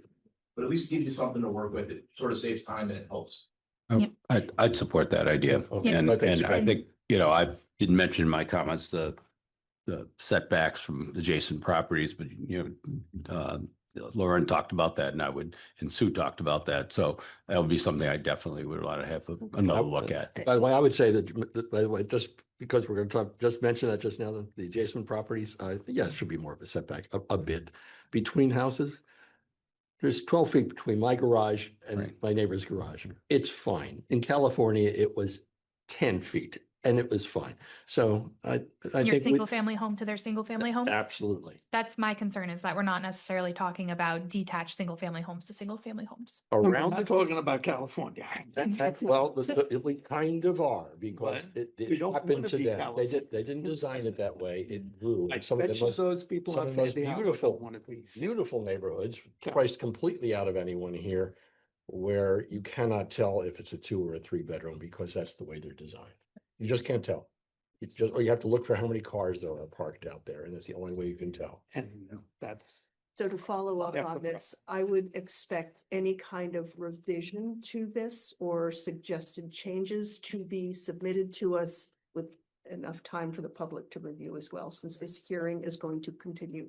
Yep. So would we request those changes from attorney or the applicant by the 5th as a week, or would you I like would- it sooner? I'd be happy to get it to you by the 5th. Thank you. And then also just to clarify that members of the public still have the opportunity That's to send in public comment directly to staff. Please do not send it to members of the commission. Please send it to the staff. Yep. If you do, we'll just forward it onto the staff anyways. So you are still able to submit comment, and we will have another, I think, chance for the public to speak Absolutely. on the 12th. So you are scheduling the 12th. So when you make a motion to continue this hearing, please continue it To to the May 12th. Yes. Which I am not going to be here. You will not, okay. And, folks who are not here tonight, there's a couple of regular members who are not here. They will have the opportunity to watch Review this. the- And so the alternates may or may not be seated. We will Okay. get all that figured out. All right. Make a motion to continue to May 12th. Wait here a second. Second. Any discussion on that? All in favor? Aye. We're continuing the hearing till the 12th. Thank you for your time. Oh, sorry, can I add one more thing? I didn't realize I was on mute. Well, But, we already voted on it, but go ahead. No, I support it. That's great. Good. If it's feasible, maybe at our next scheduled meeting, if we could have a time just to go through, there's a lot of things that like two people would nope. say yes. No, the hearing's still Can't do open, it? Sue. The hearing will still be open Oh, and, okay. and you're continued it to the May meeting. So no, you can't discuss it while the hearing is still open and while the public still has opportunity to speak.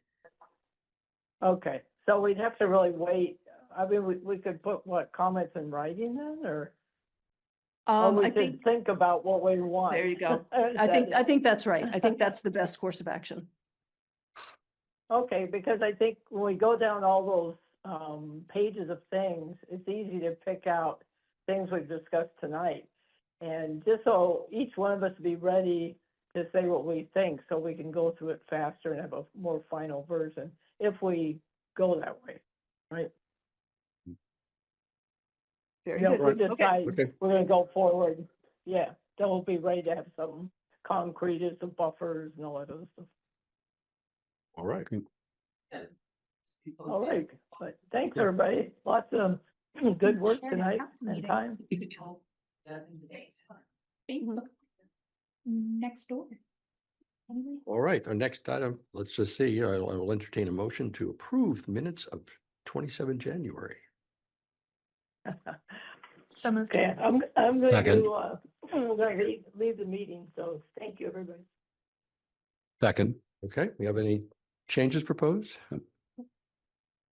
We're all quiet on that one. So I'll move to approve the minutes of 27 January. All in favor? Aye. Aye. Sue? Nope, she She left. dropped. But she left. Oh, dropped. Yep, okay. yep, noticed that. Left Okay. at 10:12. Thank you. Yep, Thank you. We don't have to do the thing where we vote to go past 10 o'clock, right? no, Okay, great. not at all. Great, perfect. Just making sure. I'll move to approve the meeting minutes of 30 March 2026. Was I there? Wait a second. Second. Any discussion? Any corrections? Works for me. I'm just gonna shut the door. Yeah. Okay. So approving the motion is to approve the minutes of 30 March 2026. All in favor? Aye. Aye. So moved. Boy. No one wants to see how the sausage is really made.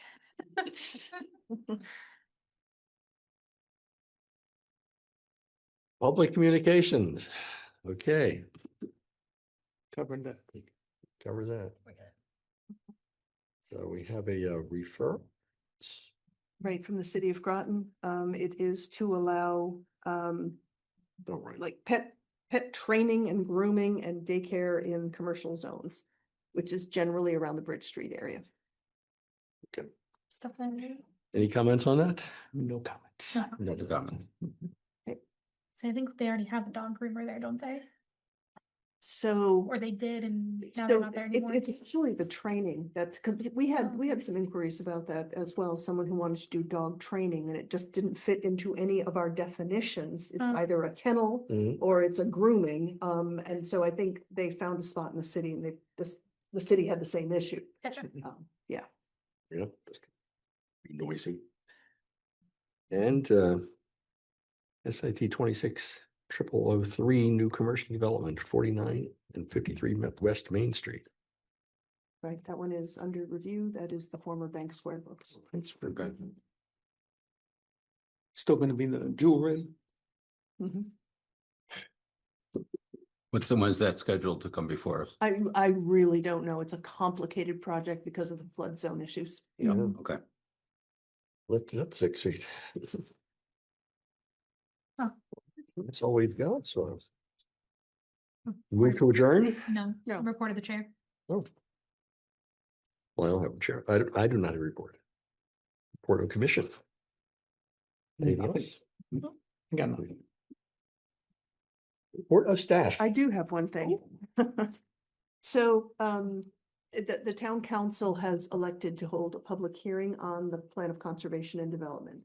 It's something they're allowed to do, but not required to do by state statute. So that will be on May 5th, presumably to get public input to help them develop their comments. What time? 6:30. I guess, Yeah. yeah. There, at the next committee of the whole meeting, which is the 28th, our staff is gonna do a brief presentation on what all the, all the goals are, the strategies and the main themes of the document. So that'll be at a committee of the whole and then in advance of the public hearing.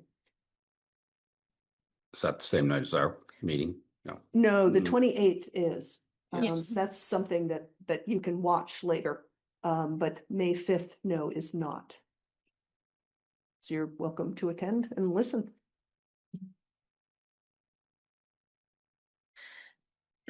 That's Right. all I have. Now I move to adjourn. So moved. Second. Second, all those in favor? Aye. All right. Yeah. Right.